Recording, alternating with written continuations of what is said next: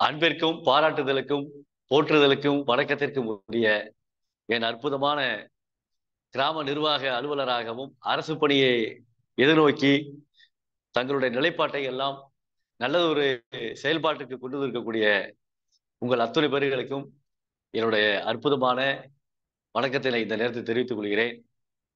கடந்த சனிக்கிழமை நடக்க வேண்டிய வகுப்பு இன்று நடைபெறுகிறது.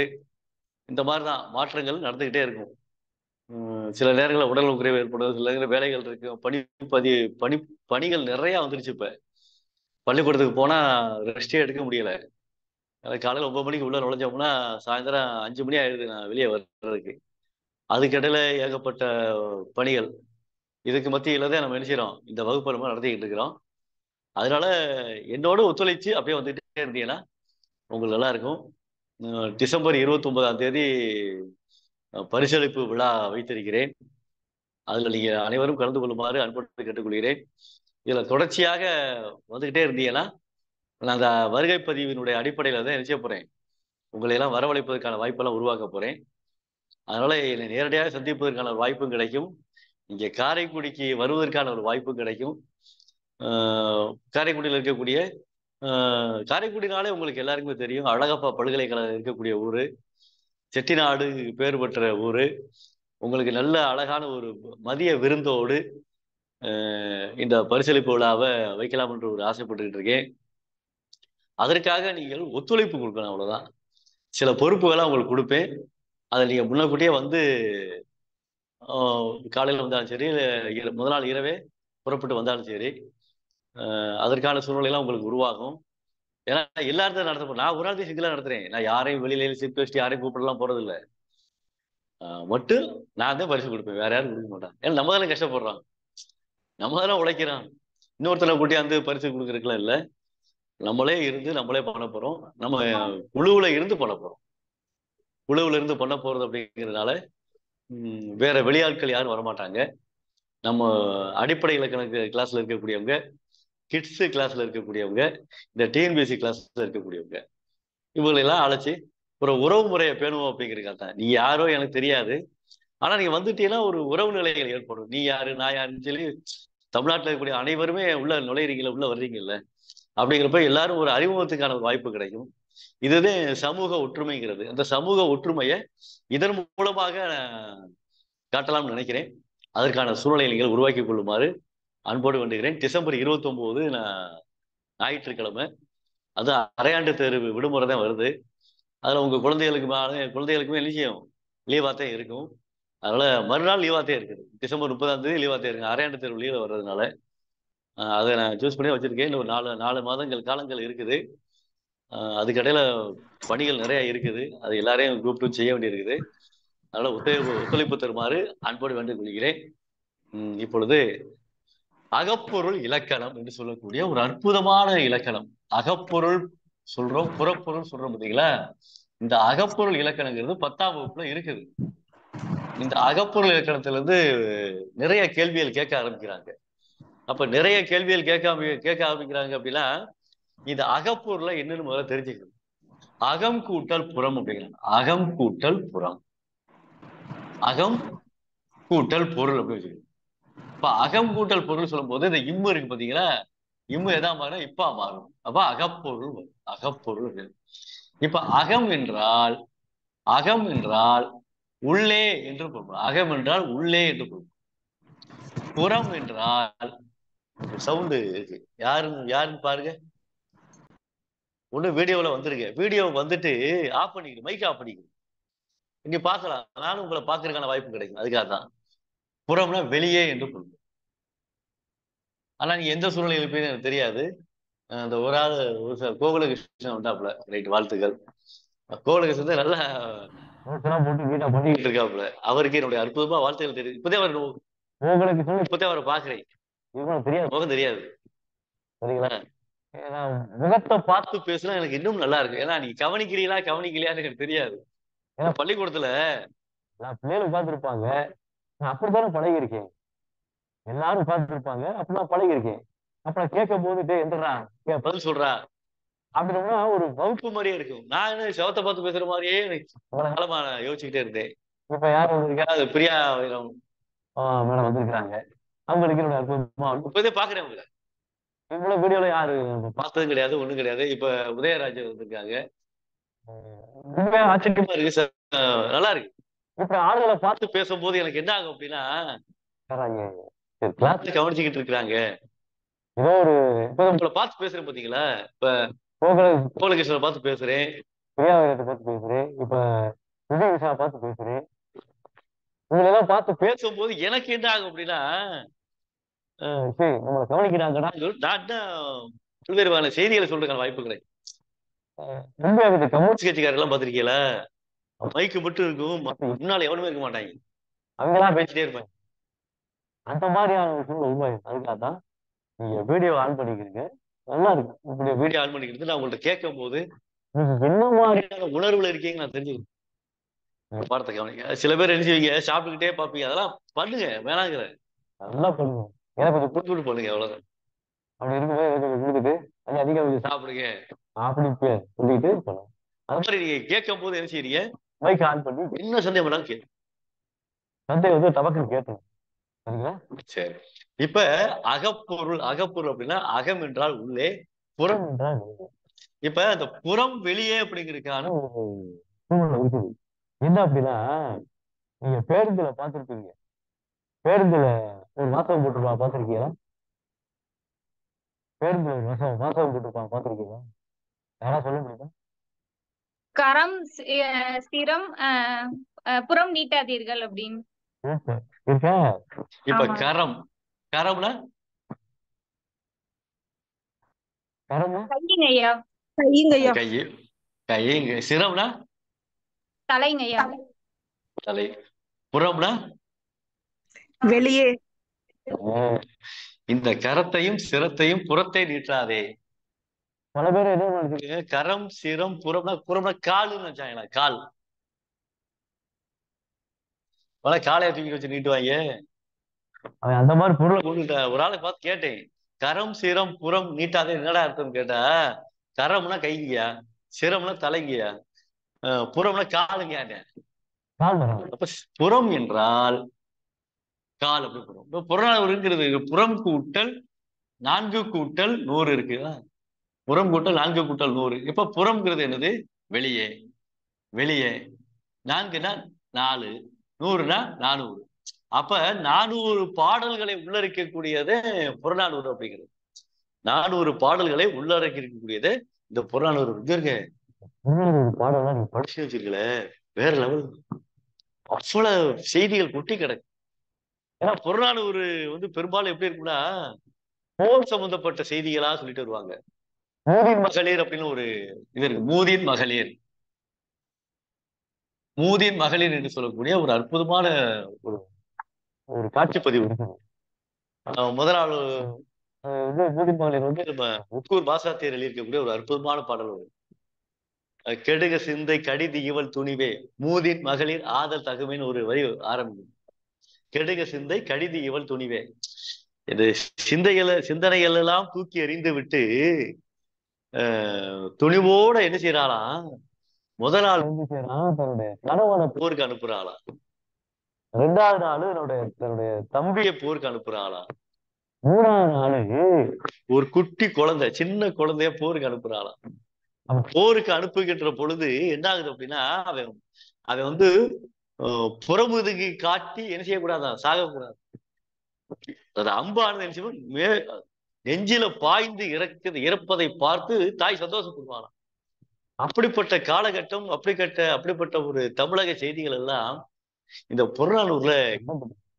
அதே மாதிரி யாதும் ஊரே யாவரும் கேளீர் தீதும் நன்றும் பிறதரவாரா என்று சொல்லக்கூடிய அற்புதமான வரிகள் இடம்பெற்றிருக்கக்கூடிய அமைப்பு எதுன்னு கேட்டா இந்த புறநானூறு. இந்த புறநானூறு புத்தகத்தை நீங்க வாங்கி வச்சுக்கிறீங்க. புறநானூறுல புலியூர் கேசியன் ஒரு உரை ஒண்ணு இருக்குது. புலியூர் கேசியன், அந்த உரையை நீங்க வாங்கி வச்சுக்கிட்டாலே போதும். அது ரொம்ப நல்லா இருக்கும்.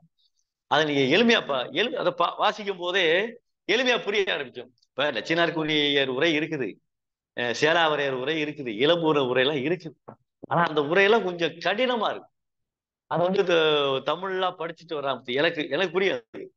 தமிழா படிச்சு வராம பாத்தீங்களா, அவங்களுக்கு புரியும். ஆனா அந்த புலியூர்கட்சியின் முறைங்கிறது ரொம்ப ரொம்ப சிறப்பா இருக்கும். அவர் ரொம்ப எளிமையான வரிகள்ல எழுதியிருப்பார். அதனால அந்த புறநானூறு உரையும் இந்த அகநானூறு உரையும் வாங்கி வச்சுக்கணும். அகநானூறுலாம் பாத்தீங்கன்னா அகப்புற செய்திகள் ஏகப்பட்டது. அகப்புற செய்திகள் ஏகப்பட்டது இருக்கு. அது மாதிரி புறநானூறு அதே மாதிரி இருக்குது. அப்ப இந்த அகப்பொருள் இலக்கணம் என்று கேட்டால் ஒரு 4 சுவர் இருக்கு பாத்தீங்களா? 4 சுவர் உள்ள வீடு. 4 சுவர் உள்ள ஒரு வீடு. அந்த வீட்டுக்குள்ள நடக்கக்கூடிய நிகழ்வுகளை எல்லாம் சொல்லக்கூடியது அகப்பொருள். அகப்பொருள் என்றால் தலைவன் தலைவி, தலைவன் தலைவி வாழக்கூடிய, தலைவன் தலைவி வாழக்கூடிய இடத்தை இந்த அகப்பொருள் இலக்கணம். ஆனா இந்த புறப்பொருள் என்ன சொல்லுது அப்படின்னா, இந்த புறப்பொருள் என்ன சொல்லுதுன்னா, இந்த வீட்டுக்கு வெளியே, நாட்டுக்கு வெளியே, ஊருக்கு வெளியே நடக்குது பாத்தீங்களா போர் முறைகள். போர் முறைகளை பற்றி சொல்லக்கூடிய ஒரு அற்புதமான புத்தகம் எது என்றால் அது புறப்பொருள் என்று சொல்றது. இந்த புறப்பொருள் தான் பாடான் திணை என்று சொல்லக்கூடிய ஒரு திணை ஒண்ணு வருது. பாடான் திணை அப்படின்னு.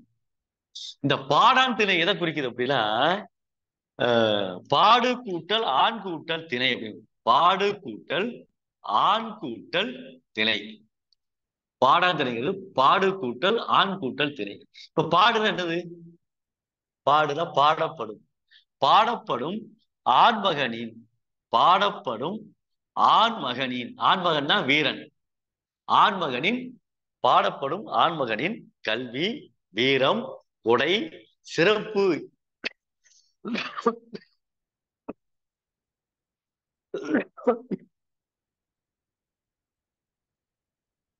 கல்வி, வீரம், கொடை, இந்த மாதிரியான சிறப்புகளை எல்லாம் கொண்டிருக்கக்கூடிய ஒரு திணைதான் பாடான் திணை அப்படிங்கிறது. அப்ப பாடப்படும் ஆண்மகனுடைய ஒழுகலாறுகளை எல்லாம் சொல்லக்கூடிய திணை என்பதால் இதற்கு பாடான் திணை என்று. அதே மாதிரி பாத்தீங்கன்னா கைக்கிளை அப்படின்னு இருக்கும். கைக்கிளை அப்படின்னு இருக்கும். இன்னொன்னு பெருந்தனைன்னு ஒண்ணு. கைக்கிளை பெருந்தனை எல்லாம் இருக்கு. இதெல்லாம் வந்து இலக்கிய செய்திகள்ல வரக்கூடியது. இப்ப கைக்கிளைன்னா என்னன்னு தெரியுமா உங்களுக்கு? யாருக்கு தெரியும்? கைக்கிளை ஏதாவது தெரியுமா? கைக்கிளைன்னா என்னன்னு தெரியுமா? தெரியாதுயா. தெரியாது. வேற யாருக்கு தெரியும்? துதினிசா தெரியுமா? தெரியாது. தெரிய வாய்ப்பில்லை. தெரிய வாய்ப்பில்லை. உண்மையாவே தெரிய வாய்ப்பில்லை. பரவாயில்ல. வாய்ப்பு. கைக்கிளை யாரா சொல்ல முடியும்? திணைகள்லாம் தெரியும், ஆனா கைக்கிளைனா என்னன்னு தெரியாது. ஆமா ஆமா. இப்ப இந்த கைக்கிளைனா என்னன்னா, கையினா என்ன அர்த்தம்? கையினா சிறிய என்று பொருள். கை என்ற சிறிய அப்படின்னு. இப்ப கைக்குட்டைன்னு சொல்றோம்ல, இப்ப எதை சொல்றோம்? இதை வந்து கைக்குட்டைன்னு சொல்றோமா? இந்த கர்ச்சீப் இருக்கு, இந்த கர்ச்சீப் என்ன சொல்றோம்? கைக்குட்டைன்னு சொல்றோம். ஏன் கைக்குட்டைன்னு சொல்றோம்? கைக்குள்ள அடங்கி இருக்கு. இந்த கைக்குட்டை கைக்குள்ள அடங்கி இருக்குதா? அப்ப கை என்றால் சிறிய என்று பொருள். கிளை என்றால் கிளை. கிளை என்றால் கிளைனா ஏன்னா இதெல்லாம் ஏன் கேட்கிறேன் அப்படின்னா, கேட்க உங்களுக்கு உறவுங்கிற பொருள். கிளை என்றால் உறவு. இப்ப மரம் இருக்கு, வேர் இருக்குது, இது கிளை, இது ஒரு கிளை, இது ஒரு கிளை, இது ஒரு கிளை, இது ஒரு கிளை போகுதா? கிளை கிளையா போகுதுல. அப்ப அது கிளை கிளையா போகும்போது ஒரு மரத்துக்கு வந்து ஒரு கிளைன்னு சொல்றோம்ல. அப்ப கிளை என்றால் இந்த மரத்துக்கான இது உறவுகள், மரத்துக்கான உறவு. இப்ப இது வந்து என்னுடைய தந்தை, இது வந்து என்னுடைய பாட்டன். பாட்டன் இருக்கா? இந்த வேர் வந்து என்னுடைய பாட்டன், வேர் வந்து பாட்டன். இந்த கிளை வந்து இந்த பாட்டன் வந்து இது வந்து தந்தை, இது தாத்தான்னு கூட வச்சிருக்க தாத்தா. இது வந்து எங்க அப்பா. இப்ப இது வந்து நான், இது வந்து என்னுடைய மகன், இது என்னுடைய மகள், இது என்னுடைய மனைவி. இப்படி பாருங்களேன், ஒரு வேர்ல இருந்து என்ன ஆகுது அப்படின்னா இவ்வளவு கிளைகள் உருவாகுதா? ஒரு மரத்துல எப்படி கிளைகள் உருவாகுதோ அதனை போல உறவுகளிலும் கிளைகள் உருவாகின்றன. அப்படி கிளைகள் உருவாகுது அப்படிங்கிறத இந்த கைக்கிளைன்னு சொல்றாங்க. அப்ப கைக்கிளைனா என்ன அர்த்தம்? சிறிய உறவு அப்படின்னு சொல்றது. சிறிய உறவு அப்படிங்கிறது. இந்த சிறிய உறவுன்னு என்ன தெரியுமா? ஒருத்தர் விரும்பி இன்னொருத்தர் விரும்பாம இருக்குது. ஒருதலை காதல், ஒன் கட் லவ் சொல்றாங்கல்ல, ஒருதலை காதல். ஒருதலை காதலத்தை என்ன சொல்றோம்? கைக்கிளை என்று சொல்றோம். அப்ப இதெல்லாம் வந்து இலக்கியத்துல இருக்குது. அன்றைய காலத்துல ஒரு ஆண் விரும்பினா பெண் விரும்ப மாட்டாளாம். ஒரு பெண் விரும்பினா ஒரு ஆண் விரும்ப மாட்டாளாம். அப்ப ஒரு ஆண் விரும்பி பெண் விரும்பாம இருந்தாலும், ஒரு பெண் விரும்பி ஒரு ஆண் விரும்பாம இருந்தாலும் அது ஒருதலை காதலாக வருகிறது. அப்ப ஒருதலை காதலாக வந்தால் அதற்கு சிறிய உறவு என்று பெயர். அதான் கைக்கிளை என்று சொல்றோம். இப்ப புரிஞ்சுக்கிட்டீங்களா? கைக்கிளைனா என்னது? ஒரு சிறிய உறவு. ஒருத்தர் விரும்பி இன்னொருத்தர் விரும்பாம இருக்கும். அந்த மாதிரி அந்த மாதிரி இருக்கக்கூடிய காலகட்டங்கள் வந்ததுனால ஆஹ் பல கொலைகளே நடந்துச்சு பாத்தீங்களா? ஒரு 10 வருஷத்துக்கு முன்னால ரயில்வே ஸ்டேஷன்ல ஒரு சுவாதிங்கிற ஒரு பொண்ணை கொலை பண்ணாங்க. ஒருத்தர் காதல வந்து தாம்பரத்துல சுவாதிங்கிற ஒரு பொண்ணு அப்படியே வெட்டி சாய்ச்சி கொண்டு போயிட்டாங்க. ஏன்னா இந்த பொண்ணு விரும்பல, ஆனா அந்த பையன் விரும்பியிருக்கான். அப்ப இதத்தையும் கைக்கிளைன்னு அந்த காலத்தை சொல்லிவிட்டாங்க. அப்ப கை என்றால் சிறிய, கிளை என்றால் உறவு, சிறிய உறவு என்று பொருள் வரக்கூடிய ஒன்று. அப்ப அதே மாதிரி இந்த பெருந்திணை இருக்கு பாத்தீங்களா? இந்த பெருந்திணை என்ன தெரியுமா? அந்த மேம் சொல்லுவாங்க, கீர்த்தனா மேடம் சொல்லுவாங்க நினைக்கிறேன். கீர்த்தனா வந்திருக்காங்களா? பெருந்திணை யாரா சொல்ல முடியுமா? பெருந்திணை ரஞ்சனி. பொருந்தாத காமம். யார் சொன்னது? துதிநிஷா. பொருந்தாத காமம், பொருந்தா காதல். பொருந்தா காதல் அப்படிங்கிறது பெருந்திணை அப்படின்னா பொருந்தா காதல் அப்படிங்கிறது. பொருந்தா காதல்னா வேற ஒண்ணும் இல்லை. இப்ப 50 வயசு உடைய ஒரு ஆணை 50 வயசுடைய ஒரு ஆணை ஒரு 18 வயது பெண் விரும்புதல். ஒரு 18 வயதுடைய ஒரு பெண்ணை 50 வயசுடைய ஆண் விரும்புதல். அது பொருந்தாது தானே? வயது பொருந்தலை பாருங்க. அப்ப வயது பொருந்தலை அப்படிங்கிறப்ப இது என்ன அப்படின்னா பெருந்திணையாக வருகிறது. இது பொருந்தா காதலாக வருகிறது. அப்ப இந்த மாதிரியான செய்திகளை எல்லாம் உள்ளடக்கக்கூடிய இந்த புறநானூறும் இந்த அகப்பொருளும் இந்த புறப்பொருளும் பல்வேறு வகையான செய்திகளை கொண்டு கொண்டே. அப்ப அந்த புறப்பொருள் சொல்லிக்கிற பொழுது வெச்சி திணை வருது. வெச்சி, கரந்தை, உளியை, தும்பை, வெச்சி நிறைகவர்கள், மீட்டல் கரந்தையாம், வட்கார்மல் செல்வது வஞ்சியாம், உட்காது எதிரூண்டல் காஞ்சி, எயில் காத்தல் நொச்சி, அது வளைத்தலாகும் ஒளியை, அதிரம் பொழுது தும்பையாம், செருக்களத்து மிக்கோ செருவென்றது வாகையாம் அப்படின்னு சொல்லி இந்த புறப்பொருள்ல ஒரு அற்புதமான பாடல் ஒன்று இருக்கு. அந்த பாடலுடைய வரிகளை வரும்போது அந்த புறத்திணை சம்பந்தப்பட்ட பாடல் நடத்தும் போது நடத்துறேன். இப்ப இதை ஏன் சொன்னேன் அப்படின்னா இந்த மாதிரியான செய்திகள் எல்லாம் உள்ளடக்கி இருக்கக்கூடிய இலக்கியங்களும் இலக்கணங்களும் நம்முடைய வாழ்வியலை மேம்படுத்துவதற்காக வந்திருக்கின்றன. அந்த அடிப்படையில சொல்லுகின்ற பொழுது இப்ப நினைச்சப்படும் அகப்புறம். இப்ப தலைப்பை புரிஞ்சுக்கிட்டீங்களா? அகம் கூட்டல் புறம், அகப்புறம். அகப்பொருள் சொல்றோம். அகம் கூட்டல் பொருள், அகப்பொருள். அகம்னா உள்ளே, புறம்னா வெளியே. இந்த கான்செப்டை புரிஞ்சுக்கிட்டீங்களா? இதை நீங்க புரிஞ்சுக்கிட்டாலே உங்களுக்கு ஒரு அற்புதமான விளக்கம் கிடைச்சிடும். சரிங்களா? இப்ப நம்ம என்ன செய்ய போறோம் அப்படின்னா இப்ப அகப்பொருள் அப்படிங்கிறத பார்ப்போம். ஐயா வாய்ஸ் அப்பப்ப எக்கோ ஆகுது ஐயா. வாய்ஸ் எக்கோ ஆகுதா? ஆமாங்க ஐயா. அதுக்கு நான் என்ன செய்யணும்னு சொல்லி செஞ்சிடுறேன். எனக்கு அந்த டெக்னாலஜி எல்லாம் எனக்கு தெரியாது. இல்லங்க ஐயா, உங்களுக்கு அது வீடியோ எடுக்கணும்ல, அதுல உங்களுக்கு இதாகும்னு சொன்னேன் ஐயா. எனக்கு ஆனா கேக்குது ஐயா, ஆனா 2 தடவை கேக்குற மாதிரி இருக்கு. 2 தடவை கேக்குற மாதிரி இருக்கு. சரி, அப்ப வீடியோவை மைக் ஆன் பண்ணாம இருந்தாலே போதுமான நினைக்கிறேன். மற்றவங்க வந்து மைக்கை வந்து ஆஃப் பண்ணி வச்சுக்கிட்டு வீடியோ மட்டும் வச்சுக்கிட்டீங்கன்னா உங்களுக்கு ரொம்ப ஈஸியா இருக்கு. கேட்கறப்ப மட்டும் என்ன செய்யலாம், நீங்க மைக்கை ஆன் பண்ணி நீ பேசிக்கிட்டாலே போதும். சரிங்களா? சரி, பரவாயில்ல. இப்ப அகப்பொருள் இலக்கணம். அகப்பொருள் வந்து முதல்ல வந்து குறிஞ்சி வராங்க.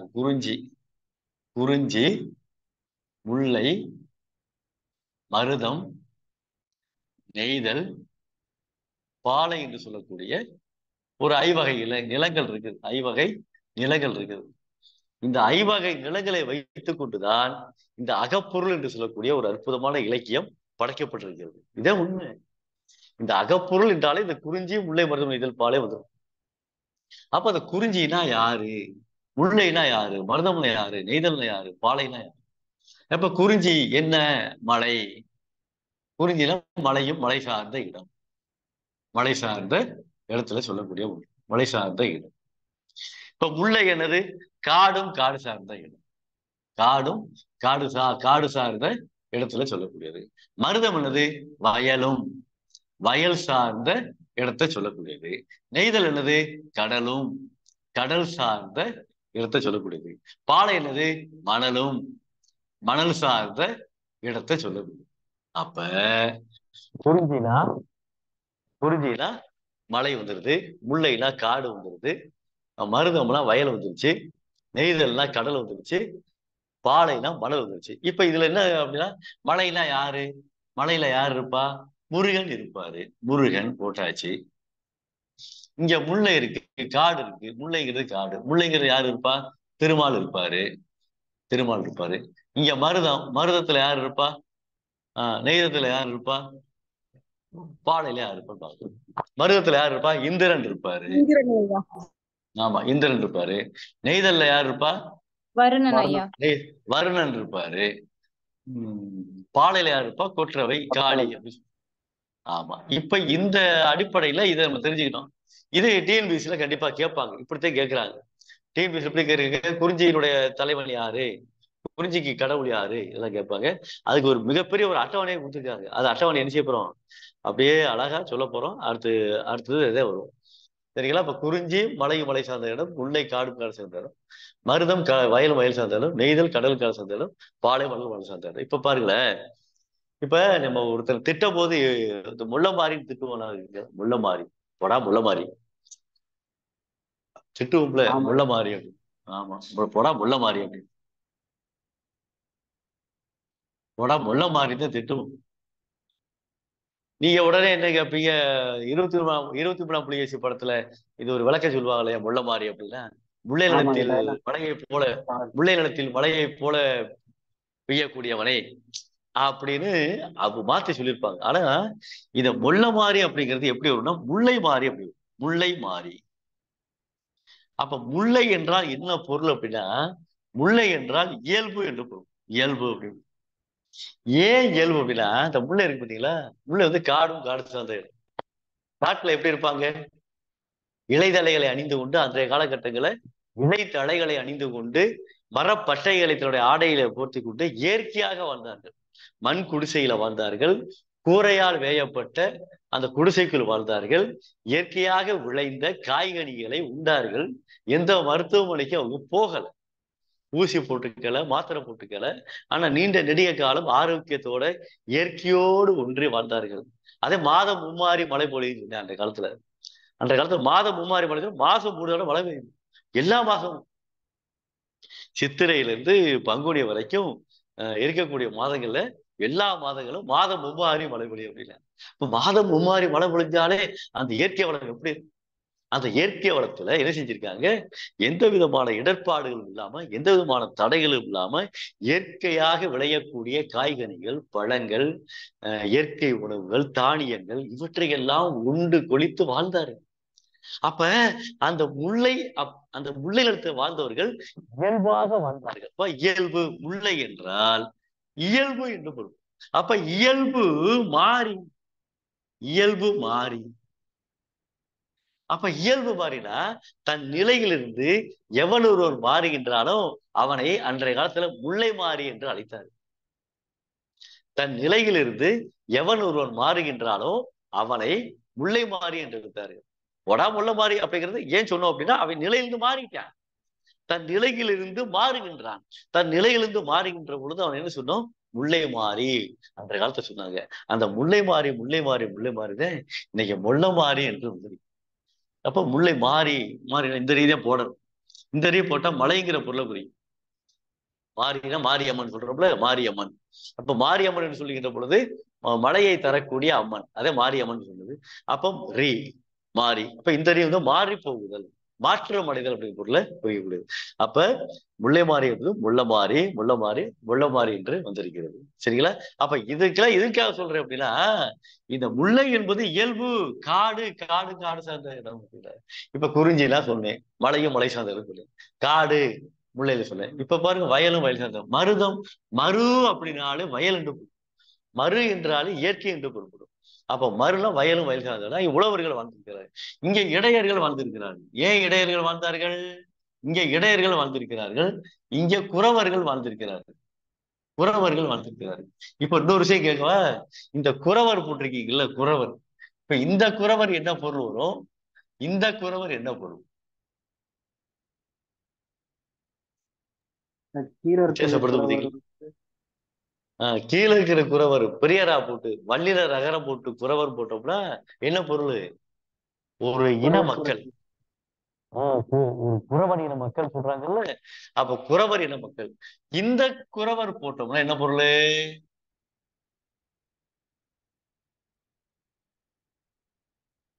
துதினிஷா, இந்த குறவர் போட்டா என்ன பொருள்? இந்த குறவர் போட்டா என்ன பொருள்? குரலை உடையவர்கள். குரல் ஆ? குரல் குறள். இந்த குறள். குரல் குறள். குறவ மீனுங்கிறாங்க இல்ல, குறவ மீன். அந்த குறவ மீனத்தை இந்த மீன் இந்த ரா போட்டு சொல்லுவாங்க, குறவை மீன் அப்படிம்பாங்க. ஆனா இங்க குறவர் அப்படின்னா சமய குறவர்கள் 4 பேரை குறிக்கும். சமய குறவர்கள்.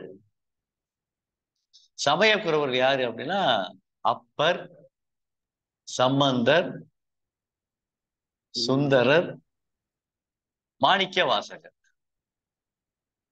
மாணிக்க வாசகர் என்று சொல்லக்கூடிய இந்த 4 வரத்தை என்ன செய்யறோம்? சமய குறவர்கள் என்று அழைத்தார். அப்ப சமய குறவர்கள் எப்படி இருக்காங்க அப்படின்னா இந்த இந்த ராதை வித்தியாசப்படுத்துது. இந்த ரா வித்தியாசப்படுத்து, இந்த ரா வித்தியாசப்படுத்து.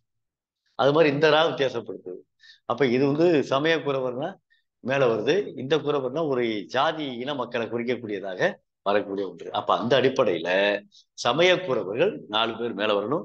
இந்த குறவர் இடத்தை சார்ந்தது. அப்ப குறவர் அப்படிங்கிறது இங்க வருது அப்படின்னா இது குறிஞ்சியில வருது. இப்ப குறிஞ்சியில குறவர்.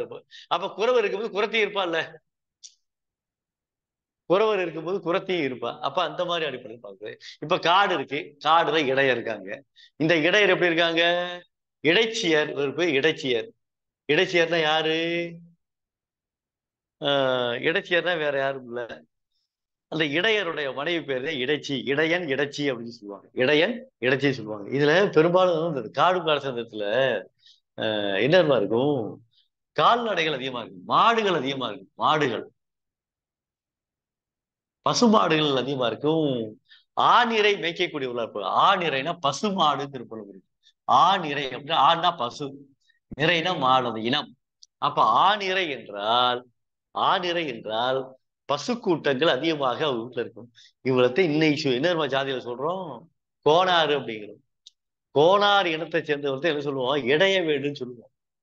இன்னைக்கு எங்க கிராமத்துல கோனார் வீடுன்னு சொல்றேன், இடைய வீடுன்னு சொல்றாங்க. இடைவெட்டு பக்கம் போறேன் அப்படிமா. இடைவெட்டு பக்கம் போறேன் அப்படின்னா இந்த இடையர்கள் வீடு கோனார் வீடு. கோனார் வீட்டுல பெரும்பாலும் பசு கூட்டங்கள் அதிகமா இருக்கு. அதுலயே பாத்தீங்கன்னா எங்க ஊர் பேர் வந்து பாதரக்குடிங்கிற ஊர். பாதரக்குடி. எங்க ஊர் பேர் வந்து பாதரக்குடி. நல்லா ஞாபகம் வச்சுக்கிறீங்க. என் சொந்த ஊர் பாதரக்குடி. கிராமத்துல இருக்கக்கூடிய காரைக்குடியில இருந்து ஒரு 5 கிலோமீட்டர்ல பாதரக்குடிங்கிற ஊர் இருக்கு. இந்த பாதரக்குடியில யார் இருப்பாலும் கோனார்கள் நிறைய பேர் இருக்காங்க. கோனார் இனத்தை சேர்ந்தவர்கள் நிறைய பேர் இருக்காங்க. இடையர் இனத்தை சேர்ந்தவர்கள். இந்த இடையர் இனத்தை சேர்ந்தவர்களுக்கு நான் சொன்னேன் பசு கூட்டங்கள் அதிகமா இருக்கு சொன்னேன். பசு கூட்டங்கள் அதிகமா இருந்ததுனால பால் வந்து நிறைய கறப்பாகலாம். பசுமாடுகள் அதிகமா இருக்கும், பால் நிறைய கறப்பாகலாம். லிட்டரா பால் இருக்கலாம். இந்த பாதரக்குடிக்கு பக்கத்துல ஒரு 3 கிலோமீட்டர்ல குன்றக்குடிங்கிற ஊர் இருக்குது. நீங்க குன்றக்குடி அடிகளாரெல்லாம் கேள்விப்பட்டிருப்பீங்க. பிள்ளையார்பட்டி கேள்விப்பட்டிருக்கீங்களா? பிள்ளையார்பட்டி கேள்விப்பட்டிருப்பீங்க. ஆமா, அந்த பிள்ளையார்பட்டிங்கிற ஊர் இங்கதான் இருக்கு. இந்த பிள்ளையார்பட்டி அப்படிங்கிற ஊர். அப்ப அந்த குன்றக்குடி இருக்குது, பிள்ளையார்பட்டி இருக்குது. இப்ப பாதரக்குடி, குன்றக்குடி, பிள்ளையார்பட்டி. பிள்ளையார்பட்டிக்கு அடுத்து குன்றக்குடி, குன்றக்குடிக்கு அடுத்து பாதரக்குடி. இப்ப இந்த குன்றக்குடியில என்ன இருக்குன்னா முருகன் கோயில் ஒண்ணு இருக்குது. குன்றக்குடி என்ன கோயில் இருக்குது? முருகன் கோயில் ஒண்ணு இருக்குது. இங்க பாலை கறக்குறாங்கல்ல, பால் கறக்குறாங்க. இதுக்கு முன்னால இந்த பாதரக்குடிங்கிற ஊருக்கு என்ன பேர் வந்துச்சு? உண்மையான பேர் என்ன அப்படின்னா பால் தருங்குடி அப்படின்னு. பால் தரும் குடி அப்படின்னு. இந்த பால் தரும் குடி அப்படிங்கிறது இந்த இடையோடு என்ன செஞ்சாங்க? இந்த பாலை கறந்து போய் என்ன செய்வாங்களா, குன்றக்குடி முருகன் கோயில் இருக்குல்ல, முருகனுக்கு போய் அபிஷேகம் பண்ணுவாங்களாம், பால் அபிஷேகம் பண்ணுவாங்க அன்றைய காலகட்டங்கள். அதனால அந்த ஊருக்கு பேரு பால் தரும் குடின்னு வச்சாங்க. அந்த பால் தருக்குடி பால் தருக்குடி பால் தருக்குடி பால் தருக்குடி பால் தருக்குடி பால் தருக்குடி பாதரக்குடி பாதரக்குடி. அப்ப ஊர் பெயர்கள் எப்படி எப்படி எல்லாம் மாற்றம் அடைகின்றன. இலக்கியத்துல வருகின்ற செய்திகளை எல்லாம் பார்க்கின்ற பொழுது நமக்கு ஏகப்பட்ட செய்திகள் கிடைக்க ஆரம்பிக்கும். அப்ப அந்த அடிப்படையில என்ன ஆகுது அப்படின்னா, இந்த காடும் காடு சந்தை இருக்கிறது முல்லை நில மக்கள். முல்லை நில மக்கள்ல இடையர் இடைச்சியர் அப்படிங்கிறவங்க மக்களாக வருகிறார்கள். இங்க வயலும் வயல் சார்ந்த இடம் மருதம் இருக்குது. இங்க வயலும் வயல் சார்ந்த இடம் இருக்குது. வயலும் வயல் சார்ந்த இடம் அங்க யார் இருப்பா? உழவர்கள் இருப்பாங்க. உழவர்கள் இருப்பாங்க. உழவர், இது உலர்த்தியர். உழவன் உலர்த்தியர் அப்படி வருது. உழவர்னாலே 2 பேர் குறிக்கும். நம்ம உழவன் போட்டோம்னா போட்டுக்கலாம். உழவன் உலர்த்தியர் அப்படிங்கிறது உங்க எல்லாருக்குமே தெரியும். வயல்ங்கிறது எல்லா ஊர்களையும் இருக்கக்கூடிய ஒன்று. அப்ப வயலும் வாழ்வும் சொல்றாங்கல்ல. அப்ப வயல் இருந்தாலே அந்த ஊரு மிக சிறப்பாக இருக்கு அப்படிங்கிறது. அப்ப மருதத்தில் நினைச்சிருக்காங்க, உழவர் உலர்த்தியர் வாழ்ந்திருக்காங்க. இங்க நெய்தல்ல என்ன வந்திருக்காங்க, பரதர் பரத்தியர். பரதன் பரத்தியர் வாழ்ந்திருக்காங்க. பரதன் பரத்தியர். இந்த பரதன் பரதத்தியத்தை மீனவர் அப்படிம்பாங்க. மீனவர் குலத்தை சேர்ந்தவர்கள் அப்படி சொல்லுவாங்க. அப்ப மீனவர் குலத்தை சேர்ந்தவர்கள் பரதன் பரத்தியராக வருகிறார்கள். இங்கதான் பாடலினே எயினர் எயிற்றியர் அப்படின்னு வர்றாங்க. எயினர் எயிற்றியர் என்று சொல்லக்கூடிய இந்த வர்றாங்க. இப்ப இவங்களுக்கு என்ன தொழில்? நெய்தலுக்கு என்ன தொழில்? மீன் பிடிக்கிற தொழில். இவங்களுக்கு என்ன தொழில்? மருதத்துக்கு விவசாயம் பண்ண கொடுக்கிற தொழில். இது எங்க இருக்குது? ஆடு மாடு வைக்கக்கூடிய தொழில். இது எங்க இருக்குது? மலையில என்ன இருக்குதோ தேன் இருக்கும். அப்ப தேன் என்ன செய்யறாங்க? தேன் எடுக்கிறாங்க. தேன் எடுக்கக்கூடிய தொழிலை செய்யக்கூடியவர்களாக இந்த குறிஞ்சி நில மக்கள் இருந்திருக்கிறார்கள். அப்ப அந்த அடிப்படையில இந்த பாலையில என்ன இருக்குது? பாலையில ஒண்ணுமே கிடையாது. பாலையில பார்த்தா மண்ணா கிடக்கு, வறண்டு போன பூமியா இருக்கு. கேளு. குறிஞ்சியில தேன் மட்டும் இல்ல, இது இருப்பாங்க ஐயா, கிழங்கு வகை. கிழங்கு, வள்ளிக்கிழங்கு, சக்கரை வள்ளிக்கிழங்கு. ஒரு எடுத்துக்காட்டு இல்ல, இது ஒரு எடுத்துக்காட்டு, ஒரு சிம்பிள் எடுத்துக்காட்டு சொல்லிக்கிட்டு இருக்கேன் பொழுது நீ அட்டவணையை பார்த்து என்ன சொல்லல. அட்டவணையை வச்சு சொல்ல போறோம். அடுத்து முதல்ல சிம்பிளா முதல்ல பார்த்துக்கிட்டு இது என்னங்கிற தெரிஞ்சுக்கணும். அதுக்காகத்தான் நான் சொல்லியிருக்கிறேன். அப்ப குறிஞ்சியில தேன் எடுக்கிறது, இது தினை மாவு எடுக்கிறது, இதெல்லாம் அது வரக்கூடிய தேனும் தினை மாவும் சொல்லுவாங்கல்ல. வள்ளி திருமண நாடகம் பார்த்தீங்கன்னா தெரியும். வள்ளி திருமணம் நாடகம்லாம் பார்த்துருக்கியா? கிராமத்துல போடுவாங்களா?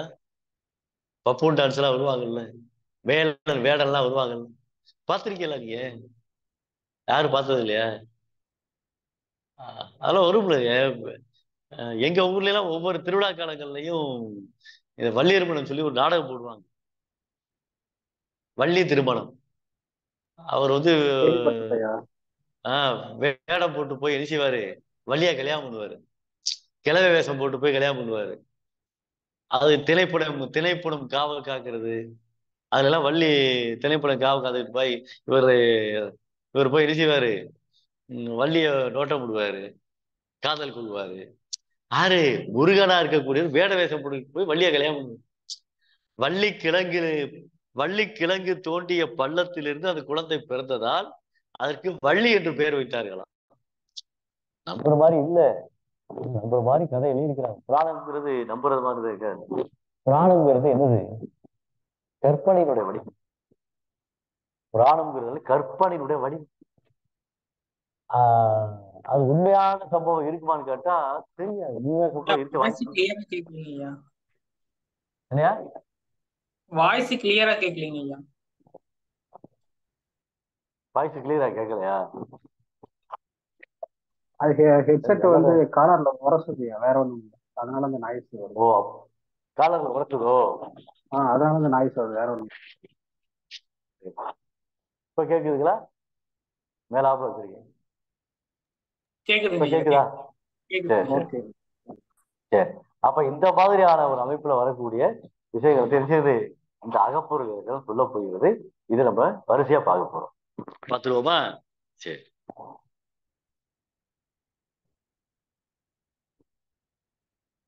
அப்படியே சொல்லுங்க. குறிஞ்சிக்கு நிலம் எந்த நிலம்? யாரா மைக் ஆன் பண்ணி சொல்லுங்க. சரி. முல்லைக்கு காடும் சார்ந்த இடமும். சரி. மருதம் வயல் சார்ந்த இடமும். பாலை நெய்தல் கடலும் நெய்தல் பாலை மணலும் மணல் சார்ந்த மணலும் மணல் சார்ந்த இடம் ஐயா. மணலும் மலை சார்ந்த இடத்துல வரக்கூடிய ஒன்று. சரிங்களா? இப்ப இப்ப இதுல வந்து அகப்பொருள் பெரும் பொழுதுங்கிற பார்க்கணும். பெரும் பொழுது அப்படின்னு அன்றைய காலத்துல பொழுதுகளை எல்லாம் வகைப்படுத்தி இருக்கிறார்கள். பெரும் பொழுது ஒண்ணு இருக்குது, சிறு பொழுது ஒண்ணு இருக்குது. அதை நம்ம இப்ப இன்னைக்கு பேச போறோம். பெரும் பொழுது நம்ம பார்க்க போறோம். பார்க்கலாமா? இப்ப கார்காலம், குளிர்காலம், முன்பனி காலம், பெண்பனி காலம், இளவேநீர் காலம், முதுவேநீர் காலம் என்று 6 வகைப்படும். பெரும்பொழுத்துல வகைப்படும் 6 வகைப்படும். இந்த 6ல என்னென்ன தமிழ் மாதங்கள் வரப்போகிறது அப்படிங்கிறத சொல்ல போறேன். என்னென்ன தமிழ் மாதங்கள் இதுல வரப்போகுது அப்படிங்கிறத சொல்ல போறோம். இப்ப முதல்ல ஆவணி புரட்டாசி, ஆவணி புரட்டாசி, ஐப்பசி கார்த்திகை, கார்த்திகை, மார்கழி தை, மாசி பங்குனி, சித்திரை வைகாசி, ஆனி ஆடி. 12 மாதங்கள் வந்துருச்சு. 6 2 12. கார்காலத்துக்கு ஆவணி புரட்டாசி. கண்டிப்பா கேள்வி வரும் பரீட்சைக்கு. நீங்க பரீட்சைக்கு வருதோ இல்லையோ தெரிஞ்சுக்கிறதுக்காக படிங்க. அவ்வளவு தெரிஞ்சுக்கிறதுக்காக படிச்சாலே போதுமானது. கார்காலம் ஆவணி புரட்டாசி, குளிர்காலம் ஐப்பசி கார்த்திகை, முன்பனி காலம் மார்கழி தை, பெண்பனி காலம் மாசி பங்குனி, இளவேநீர் காலம் சித்திரை வைகாசி, முதுவேநீர் காலம் ஆடி ஆடி. இப்ப என்ன மாசம் நடக்கு? தமிழ் மாதம் ஆடி. தமிழ் மாதம் என்ன ஆடி. ஆடியா? ஆடி ஆடி ஆடி நடக்குதா? இப்ப முதுவேநீர் காலம். மே மாசம் லீவு முடிஞ்சு சித்திரை வைகாசி இளவேநீர் காலம். இது வந்து முதுவேநீர் காலம் அப்படிங்கிறது. இந்த வேநீர் காலம்ங்கிறாங்களே அப்படி என்ன அர்த்தம்? வேநீர் காலம்னா வேனியல் காலம்னா என்ன அர்த்தம்? யாராவது சொல்ல முடியுமா?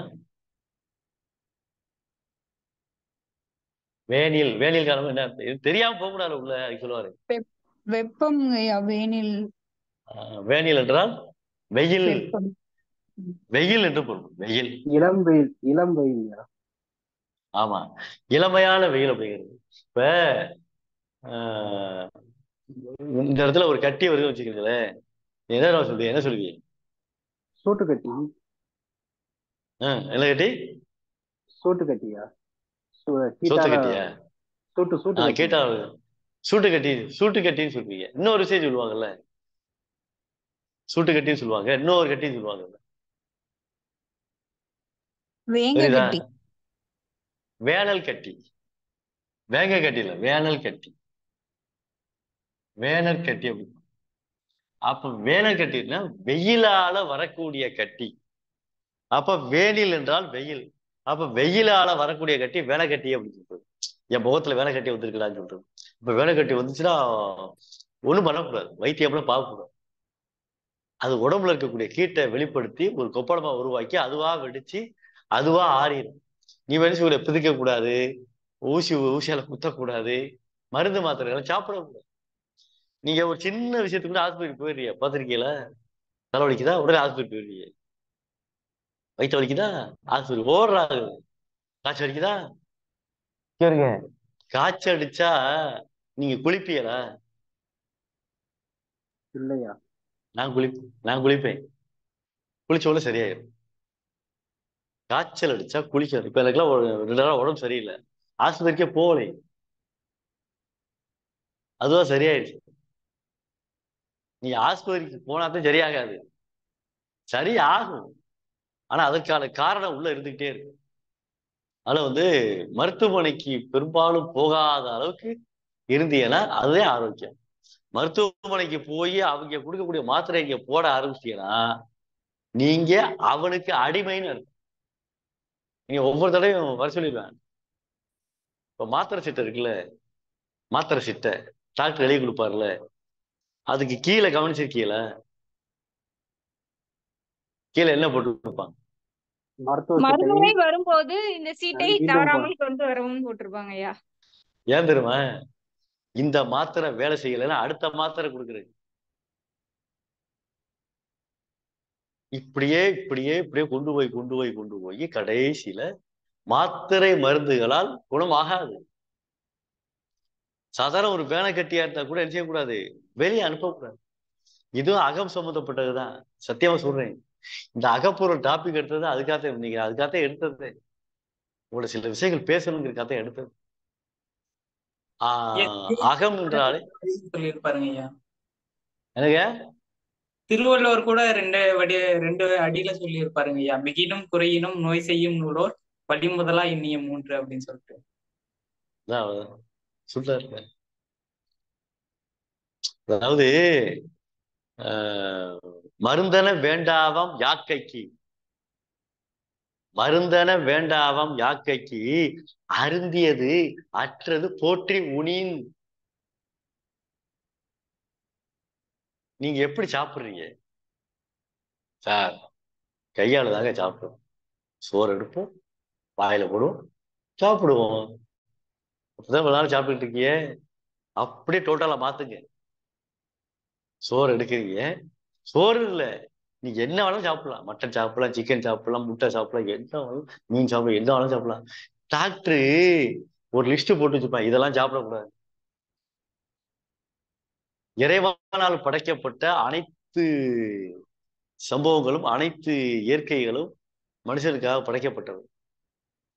அது அசைவமா இருந்தாலும் சரி, சைவமா இருந்தாலும் சரி, ஒன்றை தொடர்ந்துதான், ஒன்றை கொன்றுதான் ஒன்று வாழுது. சிங்கம் வந்து மானை கடிக்குது அப்படின்னா, மானை திங்குது அப்படின்னா, சிங்கத்துக்கு உணவு வாழ்ந்தானே, அதுல போய் நம்ம இறக்கத்தை பார்க்க முடியாது. ஆனா ஒரு விஷயம் என்ன, மனிதராகப்பட்டவன் சைவத்தை சாப்பிடறதுக்கு ஒரு விதி ஒண்ணு இருக்குது. என்ன விதி தெரியுமா? மனுஷன் சைவத்தை சாப்பிடணும், அதுக்கு ஒரு விதி ஒண்ணு இருக்கு. சொல்லவா? தெரிஞ்சுக்கிறீங்களா? மனிதன் அசைவம் சாப்பிடக்கூடாது, ஆனா சாப்பிடுறோம், அது தப்புதான். ஆனால் சைவத்தையும் சாப்பிடறதுக்கு ஒரு விதி இருக்குது. என்ன தெரியுமா விதி? இந்த பல்லு இருக்குல்ல, இந்த பல்லுதான் விதி. ஏன் தெரியுமா? எதெல்லாம் சைவம் சாப்பிடுதோ அது அது அனைத்துமே பல்லு தட்டையா இருக்கு, இந்த மாதிரி இருக்கு. எதெல்லாம் அசைவம் சாப்பிடுதோ அதுக்கு ஒரு பல்ல புற பாருங்களே, கூர்மையா இருக்கு. ஏன் தெரியுமா? அந்த அசைவ பொருளை கட்டிச்சு இழுத்து சாப்பிடுறதுக்காக இறைவனால் படைக்கப்பட்ட ஒரு உணவு, இறைவனால் படைக்கப்பட்ட பற்கள். ஆனா மனுஷனுக்கு அப்படி இல்லையே. சிக்கனை இப்படி கிடைக்கிறேன், எவ்வளவு ஒரு கொடூர தெரியுமா?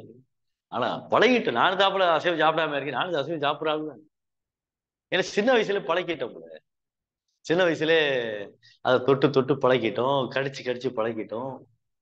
இப்ப பசுமாடு இருக்குல்ல, பசுமாடு இருக்குல்ல, பசுமாடு அசைவம் சாப்பிடாது. ஆடு மாடு இதெல்லாம் அசைவம் சாப்பிடாது. குதிரை அசைவம் சாப்பிடுமா? சாப்பிடாது. யானை அசைவம் சாப்பிடுமா? சாப்பிடாது. அப்ப அது பூரா தாவர உண்ணிகள். ஏன்? அந்த பல்லு இயற்கையிலேயே தட்டையாக படைக்கப்பட்டிருக்கிறது. நம்மை போன்ற பசுமாட்டுக்கு பாருங்க, ஐயா பசுமாட்டுக்கு பாருங்க. சொல்லுங்க ஐயா. ரஞ்சினி பேசுறேங்க ஐயா. மன்னிக்குங்க ஐயா, எனக்கு சொல்லுங்க. கொஞ்சம் ஸ்கூல்ல இருந்து வேலை கொடுத்துருக்காங்க சார். இப்போ ஆபீஸ்க்கு அனுப்பணும், அதனால கிளம்புறேங்க ஐயா. மன்னிக்கணுங்க ஐயா. சரி, பரவாயில்ல. வீடியோ பாத்துக்கிறேன். அதாங்க ஐயா, இப்ப பிஓ அம்மா வந்து அனுப்ப சொல்லியிருக்காங்க ஐயா, அதனாலதாங்க. சரி, நன்றிங்க ஐயா. நன்றிங்க. நன்றிமா. அதனால என்ன சொல்றேன் அப்படின்னா, அந்த பல்லு இருக்கு பாத்தீங்களா, அந்த பல்லு வந்து தட்டையான பல்லு. இந்த தட்டையான பல்லு எதெல்லாம் படைக்கப்பட்டிருக்கோ அது ஒரு சைவ உண்ணிகள். எதெல்லாம் கூர்மையாக படைக்கப்பட்டிருக்கோ அது ஒரு அசைவ உண்ணிகள். அப்ப சைவம் என்பதும் அசைவம் என்பதும் நாமவே படைச்சிருக்கு. அப்ப அந்த அடிப்படையில ஒரு மனிதனாக பிறந்தவன் சைவம் தான் சாப்பிடணும் ஒரு விதி ஒண்ணு இருக்குது. அதெல்லாம் மீறிதான் போய்கிட்டு இருக்கு. அப்ப அந்த அடிப்படையில ஒரு உணவை உள்ள எடுத்து வாயில போட்ட உடனே என்ன செய்திருமா, வாயை மூடிடும். வாயை மூடி வாய்க்குள்ள போடும். அப்படி மெல்லும் போது எச்சில் சுரக்குமா? எச்சில் சுரக்குமா? எச்சில் சுரந்தா அப்படி உள்ள இறக்குறீங்களா? உள்ள இறக்குறோமா? உள்ள இறக்கின உடனே இப்படியே ஒரு 4-5 10 15 தடவை உள்ள இறக்கும், மென்னு அரைச்சு உள்ள இறக்கும் போது ஒரு ஏப்பம் வரும். உங்களுக்கு ஏப்பம் வந்திருக்கா சார்? ஃபுல் கட்டு கட்டுறோம்ல, அப்பதான் சார் ஏப்பமே வரும். நல்லா ஃபுல்லு கட்டு இது வரைக்கும் நெஞ்சு வரைக்கும் சாப்பிடுறேன் இருக்கா நிறைய பேர். என் ஃப்ரெண்டெல்லாம் நெஞ்சு இதுவரைக்கும் சாப்பிடுவாங்க. சோறு வெளியே வரும். அப்படிலாம் எல்லாம் இருக்காங்க.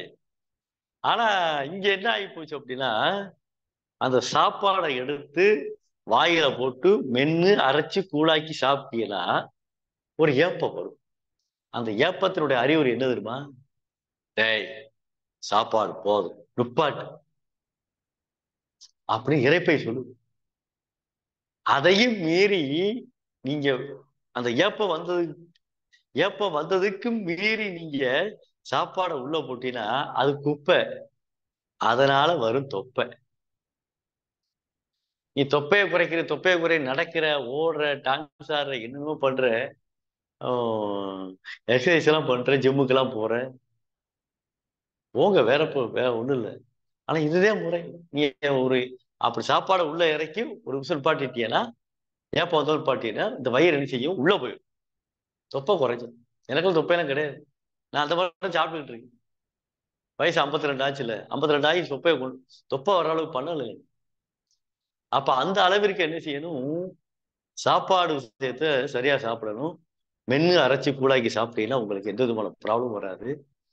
அதே மாதிரி குளிக்கிறீல்ல, எப்படி குளிக்கிறீங்க எல்லாரும்? அதனால வீடியோ ஆன் பண்ணி சொல்லலாம். எப்படி குளிக்கிறீங்க? கீழே கால்ல இருந்து ஆரம்பி.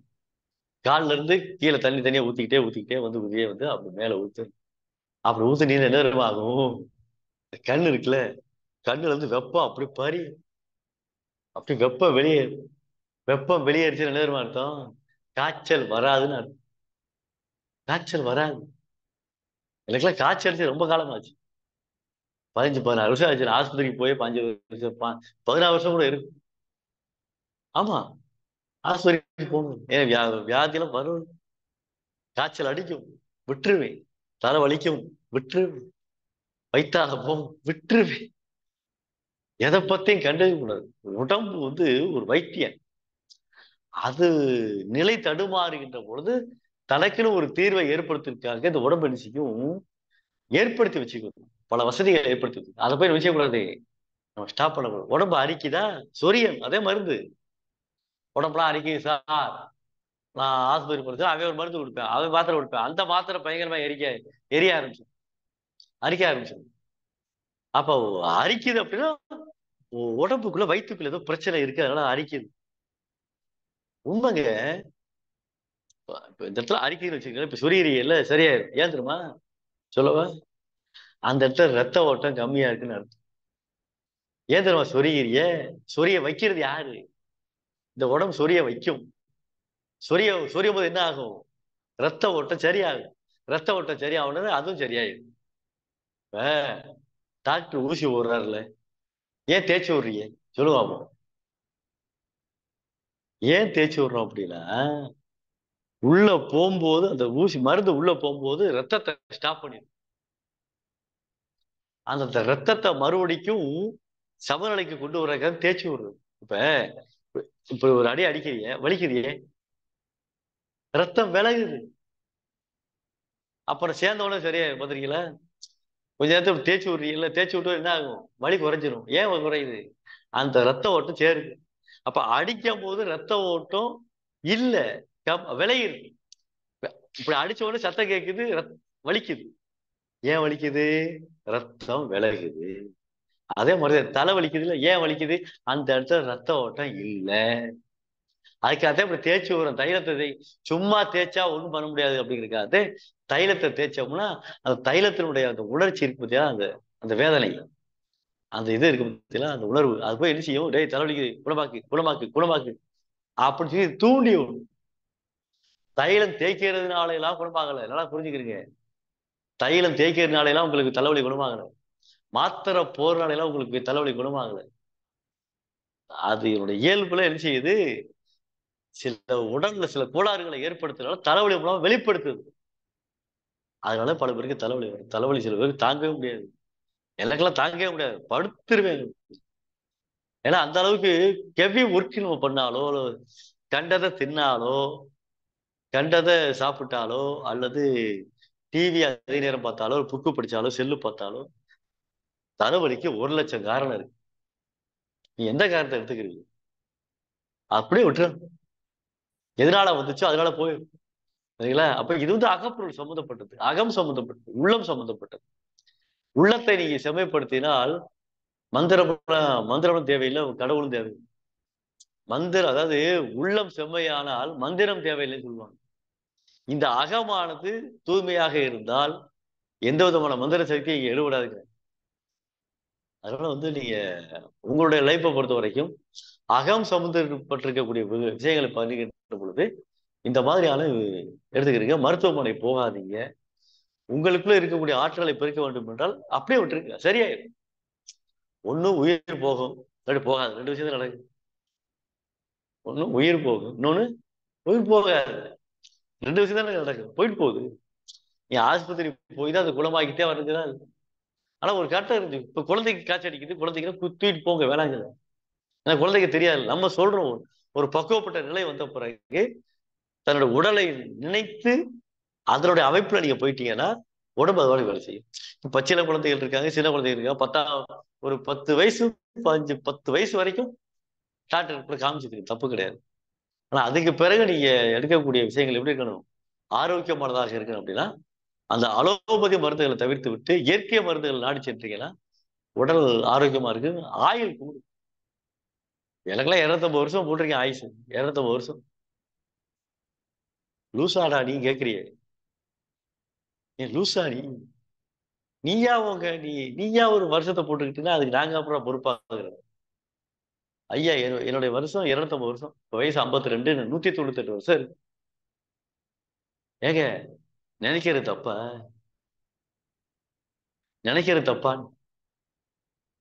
எப்படி வேணாலும் நினைக்கலாம். உள்ளுவதெல்லாம் உயர்வு உள்ளது, மற்றது தள்ளிடும் தள்ளாமை நேர்த்து. வள்ளுவர் சொல்றாரு, நீ எதை பெரிதாக நினைக்கிறீர்களோ அதை உயர்வாக நினையுங்கள். உங்களுடைய மனசு வெள்ளத்தனைய மலர் நீட்டம் மாந்தறது உள்ளத்தனையது உயர்வு. வெள்ளம் வந்தாலும் தாமரை மலரானது முழுகாது. அது தண்ணீருக்கு ஈடு கொடுத்து ஒரு தர அப்படியே அந்த மற்ற நிலைக்கே வந்து நிற்கும். அதே மாதிரி உங்களுடைய மனசு எப்படி இருக்கணும்? அந்த மாந்தரம் உள்ளத்தனையது உயர்வு. நீ என்ன நினைக்கிறீங்களோ அதான் என் வாழ்க்கை. நீங்க என்ன நினைக்கிறீங்களோ அதே வாழ்க்கை. நீங்க இது வரைக்கும் நான் வாழ்ந்துருக்கேன் இல்ல, என்ன காரணம்? பக்கத்து வீட்டுக்காரனா இல்ல எதிர்த்த வீட்டுக்காரனா? இல்ல, நீங்க என்ன நினைத்திருக்கிறீர்களோ அதை நடந்திருக்குது. சார் நான் டிஎன்பிஎஸ்சி தேர்வுல கிராம நிர்வாக அலுவலர்னு ஆசைப்பட்டேன், ஆனா நடக்கலையே. அப்படின்னா என்ன காரணம்? நீ ஆள் மனசுக்குள்ள சரியா போடலைன்னு அர்த்தம். எதெல்லாம் ஆள் மனசுக்குள்ள போட்டிருக்கீங்களோ, எதெல்லாம் ஆள் மனசு சக்திக்குள்ள இருக்குதோ அது அனைத்துமே நிறைவேறும். நான்லாம் ஒரு விஷயம் நடக்கணும் அப்படின்னா ஆள் மனசுக்குள்ள போட்டுருவேன், அது வாடு நடக்கும். நம்ம கவலைப்பட தேவையில்லை, நம்ம கஷ்டமே பட தேவையில்லை. நம்ம வாடுக்கு இன்னைக்கு நான் கிளாஸ் எடுக்க போறேன்னு சொன்னேன். இப்ப இன்னைக்கு கிளாஸ் எடுக்கிறேன், காரணம் யாரு? நான் தானே. சனிக்கிழமை என்னால கிளாஸ் எடுக்க முடியல, அதற்கு அடிப்படை காரணம் ஒரு காரணம் இருக்குது. அதற்கான மாற்று தீர்வா இன்னைக்கு நினைச்சிருக்கேன்ல. இன்னைக்கு திங்கக்கிழமை காலையில் 8 மணிக்கு 8:15 மணிக்கு நான் கிளாஸ் நடத்துறதுக்கு ஒரு விதியை நான் உருவாக்கி உள்ள போட்டேன். அதனால இப்ப நடந்திருக்குது. நான் இப்ப அந்த ஆள் மனசுக்குள்ள இந்த 8 மணிக்கு நான் கிளாஸ் நடத்துங்கிறது ஆள் மனசுக்குள்ள போடல, இது நடக்காது. எந்த ஒரு விஷயமும் நீங்க எதை நினைத்து நீங்கள் அதிகமாக ஆர்வம் ஊட்டுகிறீர்களோ அது வந்து நிச்சயம் நடத்தே தீரும். உன் வாழ்க்கை உன் கையில் சொல்றாங்களே, ஏன் தெரியுமா? பிறரால் வருவன அல்ல. உங்களுடைய வாழ்க்கை பிறரால் வருவன அல்ல. தீதும் நன்றும் பிறர் தர வாரா. உங்களுக்குள்ளே நீங்கள் தான் உங்களை ஆற்றலை உருவாக்கிக் கொள்கிறீர்கள். தீமையும் நன்மையும் நாமாவே ஏற்படுத்திக் கொள்வது. பக்கத்து வீட்டுக்காரெல்லாம் கிடையாது. சார் இவனாலதான் சார் என் வாழ்க்கைய போச்சுன்னு சொல்லிடாது. என் புருஷனாலே என் வாழ்க்கைய போச்சுன்னு சொல்லிடாதீங்க, என் பொண்டாட்டினாலே என் வாழ்க்கைய போச்சு சொல்லிடாதீங்க. ஏன்னா அவரவருடைய எண்ணங்கள் இப்படிதான் வாழ்க்கை. நீங்க என் மனைவி என்னை திட்டுறா அப்படின்னு நினைச்சீங்கன்னா காது கொடுத்து கேட்காதீங்க. என் கணவர் என்னை திட்டுறாரு அப்படின்னா காது கொடுத்து கேட்காதீங்க. எங்க ஆத்தா அப்ப என்னை திட்டுறாங்க அப்படின்னு காது கொடுத்து கேட்காதீங்க. கேட்டீங்கன்னா ஆழ்மனசுல பதியும். உங்களுக்கு ஏன் தடவை கோவம் வருது? ஒருத்தர் திட்டுறான்னு வச்சுக்கீங்களா, ஏன் கோவம் வருது? அதை ஆள் மனசுக்குள்ள இறக்குறியே, அதனால உங்களுக்கு கோவம் வருது. இப்ப என்னெல்லாம் திட்டினா எல்லாம் கோவமே வர மாட்டேங்குதுங்க. இப்ப யாராவது திட்டினாலும் கோவம் வர மாட்டேங்குது. ஏன்? பதிக்கிறது இல்லை உள்ள. நல்லதை மட்டும் வாங்கி உள்ள செலுத்துவேன், கெட்டதை அப்படி போயிடுறது. அதனால நல்லதே நமக்கு நடக்குது, அவ்வளவுதான். எங்க போனா நல்லதே நடக்குது. என்னை யாராவது அவதூறா பேசுறாங்க, பேசிட்டு போறான்னு விட்டுருவேன், கண்டுக்கவே மாட்டேன். நாசமா போட ஒருத்தர் திட்டாளு கண்டுக்க மாட்டேனே. ஏன்னா நாசமா போற வார்த்தை அவருக்கு பிடிச்சிருக்கு. எவன் ஒருவன் வார்த்தையை உச்சரிக்கின்ற பொழுது பிடிச்சதானே உச்சரிப்பேன். இப்ப அவனுக்கு கெட்ட வார்த்தை பேசுறது பிடிச்சிருக்குது, அதனால திட்டுறேன், திட்டிட்டு போறேன், விட்டுறேன். உங்க வீட்டுக்காரர் திட்டுறாரு அப்படின்னா அவர் திட்டுறது அவருக்கு பிடிச்சிருக்குங்க. மனைவி வீட்டுக்காரர் திட்டுறாரு, மனைவிக்கு அந்த வார்த்தை பிடிச்சிருக்குன்னு அர்த்தம். பிடிக்காம கொள்ளாம யாருக்கும் இது நடக்காது. ஆனா உங்களுக்குள்ள இருக்கக்கூடிய சக்தியை வெளிப்படுத்தணும் அப்படின்னா நீங்களாகவே மாற வேண்டும். நீங்களாகவே மாறிவிட்டால் உங்களுக்கான வாய்ப்பும் வசதியும் அப்படி கண்ணு முன்னால விரியும். ஒரே ஒரு எடுத்துக்காட்டு சொல்லிடுறவா, உங்களுக்கு ஒரு 10,000 ரூபாய் நாளைக்கு தேவைப்படுது. கையில ஒரு பைசா இல்லை, பையிலையும் இல்லை, கையிலையும் இல்லை. இப்ப என்ன செய்வீங்க சொல்லுவோம்? ஒரு 10,000 ரூபாய் பணம் வேணும். நீங்க உடனே ஓடி போய் பக்கத்து வீட்டுல போய் 10,000 ரூபாய் கேட்பீங்க. இல்ல சாமி அப்படின்னு நிறுத்தி விட்டுருவேன். எழுத்த வீட்டுல போய் கேட்பீங்க, அவனு இல்லைன்றான். ஒரு நண்பனுக்கு போன் பண்ணுவீங்க, அடே ஒரு மணி நேரத்துக்கு வந்திருக்க கூடாதா, ஒரு மணி நேரத்துக்கு முன்னாடி வந்திருக்க கூடாதா, நான் தந்திருப்பேன் இல்லை அப்படின்னு. என்ன வாசிக்கணும்? 10,000 ரூபாய்க்கு சும்மா இருக்கணும். சும்மா இருக்கணும். ஏயா சும்மா இருந்தா 10,000 கொடுப்பானா? அதல்ல, நீங்க சும்மா இருந்தீங்கன்னா கிடைக்கும். கிடைக்குமா? கிடைக்காதா? வருமா? வராதா? இத பூரா நெகட்டிவ் அனுப்பிக்கிட்டு இருக்கிய. இப்ப நெகட்டிவா அனுப்பிக்கிட்டு இருக்கிய. அது உடனே என்ன செய்யும் பிரபஞ்சம்? இவன் நெகட்டிவா அனுப்பிக்கிட்டே நெகட்டிவா கொடுக்கும், வராம பண்ணிடும். தடையா ஏற்படும், தடையா ஏற்படுத்திக்கிட்டே இருக்கும். என்ன செய்யணும் சொல்லிடுவா? ஒரு பேப்பர் எடுத்து எழுது. இப்பொழுது 10,000 ரூபாய் என்னிடம் இருக்கிறதுன்னு எழுதுகிற. மறுநாள் காலையில ஒருத்தன், மாப்பிள்ள 10,000 வச்சிருக்கேன், அடுத்த மாசம் வாங்கிக்கிறேன்னு போவேன், கொடுத்துட்டு போவேன். நடக்கும். இப்படித்தான் நடக்குது. எனக்கெல்லாம் அப்படித்தான் நடக்குது. ஏதாவது ஒரு பண உதவி தேவைப்படும், எந்த ஒரு பொருளாக இருந்தாலும் சரி. ஒரு வீடே கட்டணும் நினைச்சாலும் வீடு கட்டுறதுக்கு பணம் தேவைப்படும். வீடு கட்டுறதுக்கு பணம் தேவையில்லைங்க, கார் வாங்குறதுக்கு பணம் தேவையில்லை. இதெல்லாம் வாழ்க்கை பாடம். இந்த பாடம் எப்பயும் படிச்சிடலாம். சொல்லித்தார புரிஞ்சுக்கிறீங்க. கார் வாங்கணும்னு ஆசைப்படுறீங்களா? சிம்பிளா சொல்லிடுறவா, எல்லாரும் வீடியோக்கு வாங்குறேன், வீடியோ பார்த்து பேச நல்லா இருக்கு. நான் இது பார்த்து பேசுற மாதிரியே இருக்கு. அவரு கோகுலகிருஷ்ணன் ஒரு ஆள் தான் வீடியோவில் இருக்காரு. எல்லாம் வேலையா இருப்பிய இருக்குன்னு நினைக்கிறேன். அப்படியா? சமையலோட பார்த்து மணியெல்லாம் ரொம்ப ரேச்சுல சமையலோட பார்த்துக்கிட்டே அப்படிலாம் கிடையாதுல்ல. சரி, நான் என்ன சொல்றேன், உங்களுக்கு கார் வேணும்னு ஆசைப்படுறீங்களா? கார் வேணுமா? உங்க வீட்டுல கார் இருக்காது? பிரியா வைரன், உங்க வீட்டுல கார் இருக்கா? கார் இருக்கா? துதி உங்க வீட்டுல கார் இருக்கா? கோகுலகிருஷ்ணன், உங்க வீட்டுல பைக் வச்சிருக்கீங்களா? பைக்கு இல்லைங்கய்யா. பைக் இல்லையா? இல்லைங்கய்யா. ஆஹா, பிரியா கோபி, உங்க வீட்டுல கார் இருக்கா? இல்லங்க ஐயா. சரி, உதயராஜ், உங்க வீட்டுல கார் இருக்கா? கார் இருக்கா? கார் இல்ல. சரி, அருண்குமார், சஃபானா, அவ்வளவு என்ன வரல போல இருக்கு, பரவாயில்ல. சஃபானா, கார் இல்லைங்க ஐயா. உங்க வீட்டுல கார் இல்ல. சரி, இப்ப யார் வீட்லயுமே கார் இல்ல. ஒரு கரெக்டா ஒரு ஒரு 10 நாள்ல ஒரு 15 நாள்ல காரை வரவழைச்சிருவோமா? வேணாம் ஏய், நீ வீட்டுக்கு கேன போயிடும். போயிடா, நீ என்ன கேனையாடா நீ? முட்டாள்தனமா பேசிக்கிட்டு இருக்க. கார் வாங்குறதுக்கு 10 லட்சம் ரூபாய் வேணுமாடா? நான் 10 லட்சம் ரூபாய்க்கு எங்கடா போவேன்? அப்படித்தாங்க நான் நினைச்சேன். எங்க வீட்டுல ஒரு கார் நிக்குது. கார் வாங்க ஒரு பைசா இல்லைங்க வீட்டுல. ஒரு சத்தியமா அதெல்லாம் நடந்த கார் வாங்குறதுக்கு பைசா பணம்லாம் தேவைப்படாது. அது மாதிரி வீடு கட்டுறதுக்கு பணம் கேட்காதீங்க. வீடு கட்டுறதுக்கு ஒரு ஒரு 50 லட்சம் ரூபாய் பணம் கேட்காதீங்க. ஐயா கேட்டீங்கன்னா என்னோட அனுபவம் சொல்றேங்க ஐயா. சொல்லுங்க. நான் வீடு வாங்கணும்னு கூட ஆசைப்படலைங்க ஐயா. ஆனா ஒருத்தர் வீடு வாங்க போய் பார்த்தோம். ஆனா அது என்னாச்சுன்னா, நம்மளுக்கே இந்த வீடு வாங்கினா என்ன அப்படின்ட்டு ஒரு சின்ன ஆசைதான் பட்டேன். பட் 15 daysல நீங்க சொன்ன மாதிரி உண்மையான விஷயம், ₹1 கூட கையில கிடையாது. லோன் போட்டு அந்த வீடு உண்மையான சம்பவம். 15 days. ஆமா, இதுதான் எண்ணம் போல் வாழ்க்கைங்கிறது.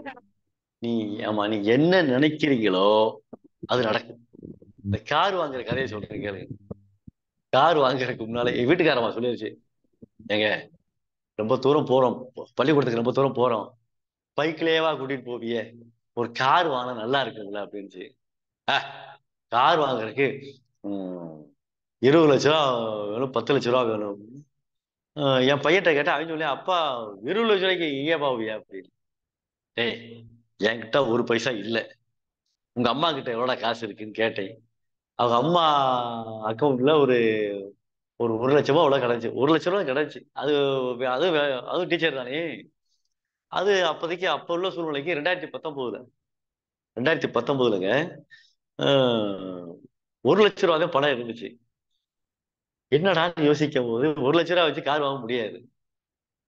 என்ன பண்ணி, இந்த வீட்டுல சேர் போட்டிருப்பாங்கல்ல, சேர்ல உட்காந்துக்கிட்டு ஸ்டேரிங் இருக்குல்ல, ஸ்டேரிங்கை பிடிச்சி கண்ணை மூடிக்கிட்டு கியரை போட்டேன். சேர்ல உட்காந்துக்கிட்டு கியரை போட்டேன், கிளச்சை மிதிச்சேன், ஆக்சிலேட்டரை கூட்டினேன், கண்ணை மூடிக்கிட்டே இப்படியே ஓட்டினேன். பைபாஸ்ல ஓட்டிக்கிட்டு இருக்கேன். இப்ப பைபாஸ்ல என் காரு பயங்கர ஸ்பீட்ல போய்கிட்டு இருக்கு. ஏத்தாப்புல லாரிக்காரன் வாரேன், அப்படியே டர்ன் பண்றேன், இப்படி பண்றேன், எல்லாம் கண்ணை மூடிக்கிட்டே நடக்குது. இப்படி பண்றேன், பிரேக் போடுறேன். எருவு மாடு குறுக்கால வந்து பிரேக் போடுறேன். பள்ளிக்கூட பிள்ளைகளாம் அது போய்கிட்டு இருக்கேன். நான் ஸ்டாப் பண்ணி நிப்பாட்டுறேன். இவ்வளவு வேலையும் நான் என்ன செய்றேன், சேர்ல உட்காந்துக்கிட்டு கண்ணை மூடிக்கிட்டு ஜாலியா ஓட்டிக்கிட்டு இருக்கேன். இப்ப எனக்கு ஏதாவது பயம் இருக்குமா? பயம் இல்லை. ஏன்னா சேர்ல உட்காந்துருக்கேன், என் கண்ணு மட்டும் மூடி இருக்குது, என் மனசு என்ன செய்யுது, இப்போ காரை ஓட்டுது. இந்த மாதிரி ஒரு 5 நாள் பண்ணு. 5 நாள் 5 நாள்ல ஒரு ½ சேர்ல உட்காந்துக்கிட்டு ஸ்டேரிங்கை பிடிக்க வேண்டியது, கிளச்சை போட வேண்டியது, கேரை போட வேண்டியது, கிளச்சை மிதிக்க வேண்டியது, ஆக்சிலேட்டர் போட்டு இப்படியே ஒரு 10 நாளுங்க இப்படித்தாங்க ஓட்டுனேன். 11ஆவது நாள் என்ன செஞ்சேன், யதார்த்தமா வீதியில போய்கிட்டு இருந்தேன். வீதியில போய்கிட்டு இருக்கும் போது ஒருத்தன் வந்தேன். யதார்த்தமா எப்படி வந்தேன்னு தெரியல. வீதியில போய்கிட்டு இருக்கும்போது டீ கடையில டீ சாப்பிட்டுக்கிட்டு இருக்கும்போது எத்தாப்புல வந்தேன். சார் வணக்கம் சார் அப்படின்னா. என்னப்பா அப்படின்னு. சார் நான் வந்து SBI பேங்க்ல வேலை பார்க்குறேன், ஸ்டேட் பேங்க்ல வேலை பார்க்குறேன், காரு லோன் யாருக்கா வேணுமான்னு கேட்டுட்டு போலான்னு வந்தேன், உங்களுக்கு எதுவும் தேவைப்படுமான்னு என்கிட்ட கேட்டேன். அப்பதான் யோசிச்சேன், ஆஹா கதவை திறக்கிறான்டா கடவுளு, கதவை திறந்துட்டேன். ஏன்னா நான் நினைச்சது இல்லையே, நான் காரை வாங்கணும்னு நினைச்சிட்டேனே, காரை வாங்கி ஓட்டிட்டு கற்பனை குதிரையை தட்டிட்டு, கற்பனை குதிரை பயங்கரமா பைபாஸ்ல போய்கிட்டு இருக்குது. இதுல 10 நாள் வேற பயிற்சி வேற பண்ணியாச்சு, ஆள் மாடு போட்டாச்சு. அது நடத்தி ஆகணும். இந்த பிரபஞ்சம் நடத்தி காட்டணும், வேற வழி. அந்த பிரபஞ்சத்துக்கு என்ன இருமா வேலை, நீ என்ன நினைக்கிறியோ அதை நடத்துறதே அதோட வேலை. இந்த பிரபஞ்சத்தோட வேலையா தாங்க அது நீ என்ன நினைக்கிறீங்களோ அது நடத்திவிடும். அது நல்லது கெட்டதெல்லாம் தெரியாது அதுக்கு. கெட்டது நினைக்கிறீங்களா, நான் விழுக போறேன்னு நினைக்கிறீங்களா, விழுந்துருவீங்க. இல்லடா நீ விழுக போற, நான் உன்னை அதெல்லாம் காப்பாத்தாது. ஒரு ஆக்சிடென்ட் ஒருத்தர் கீழே விழுகிறான் பாத்தீங்களா, ஆக்சிடென்ட்ல ஏன் தெரியுமா, அவன் என்னைக்கோ நினைச்சிருக்கான் நான் ஆக்சிடென்ட்னால கீழே விழுத்துறணும், மனசுல போயிடுச்சு போய் உள்ள போயிடுச்சு, ரெக்கார்ட் ஆயிடுச்சு. இந்த பருவம் என்ன செய்யும், ஏய் பைக் ஓட்டுறியா நீ, பைக்கு மானே வா உன்னை விழுத்தாட்டுறேன் சொல்லிட்டு விழுத்தாடி. ஏன்னா நினைச்சது அப்படி. எதை விதைக்கிறாயோ அதான விளையும். அப்ப எதை நினைக்கிறாயோ அதான் நடக்கும். அப்ப அந்த அடிப்படையில என்ன ஒண்ணு, டீ சாப்பிட்டுக்குள்ள அவன் வந்து கேட்கிறான், சார் இது மாதிரி கார்ல ஒண்ணு யாருக்கா தேவைப்பட்டா சொல்லுங்க சார் அப்படின்னு. ஏடா யாருக்கா இல்லடா எனக்குடா, எனக்கு தாண்டா வேணும். அப்படியா சார், அப்படியா கார் வாங்க ஆசைப்பட்டீங்களா, ஆமாடா தம்பி, சரி வாங்க சார் இப்பயே ஒரு 10 மணிக்கு பேங்க் மேனேஜர் பார்த்து பேசிடுவோம் அப்படின்னு சொல்லிட்டு பேங்க் மேனேஜருக்கு எங்கே மதுரை பசுமலை பிராஞ்சு நடக்கு. இப்ப நான் பேசுறவரை நடந்துகிட்டு இருக்கு, இப்ப பேசிக்கிட்டு நடந்தவ பேசிக்கிட்டு இருக்க மாட்டேன். மதுரைக்கு பஸ்ல கூட்டிட்டு போறேன், பஸ்ல வந்தவன் பஸ்ல மதுரைக்கு கூட்டிட்டு போயிட்டேன். மதுரைக்கு போனா இங்க பசுமலை பிராஞ்சு, மதுரையில பசுமலைன்னு ஒரு ஏரியா இருக்கு, திருப்பரங்குன்றம் போற வழி. பசுமலை பிராஞ்சில் SBI branch, state bank branch. அங்கே மேனேஜர் என்ன செய்யாரு, சார் உங்களுக்கு எவ்வளவு சம்பளம், உங்க வீட்டுக்காரமாக சம்பளம் எவ்வளவு, எல்லா டீட்டெயிலும் கேட்கிறாரு. டீட்டெயில் கேட்டா சார் இப்போ உங்க கையில எவ்வளவு சார் பணம் இருக்குது அப்படின்னு. சார் கையில ஒரு 1 லட்ச ரூபா தான் சார் இருக்கு. பரவாயில்ல, இனிஷியல் அமௌண்டா ஒரு 1 லட்ச ரூபா கட்டிட்டு ஒரு 10 லட்ச ரூபா காரை நீ எடுத்துட்டு போலாம். அப்ப உடனே அப்படி என்ன செஞ்சாரு, கரெக்டா ஃபார்மெல்லாம் கையெழுத்து பண்ணாரு செஞ்சாரு. எல்லாம் பேங்க் டியூ டேட்டு எல்லாம் போட்டு முடிச்சு, சார் நாளைக்கு காலையில நீங்க கார் எடுக்க வந்துடலாம் அப்படின்றாரு. கரெக்டா என்ன செஞ்சேன், மே 2ஆம் தேதி 2019 மே 2ஆம் தேதி நெக்ஸா ஷோரூமுக்கு நாங்க போறோம். நான் வீட்டுக்காரமா என் பிள்ளை என்ன கூட்டிக்கிட்டு அது போறேன். போனா இங்க போன உடனே கார் ரெடியா இருக்குது, Baleno car, red colour car, Baleno, சுத்தம் புது கார்.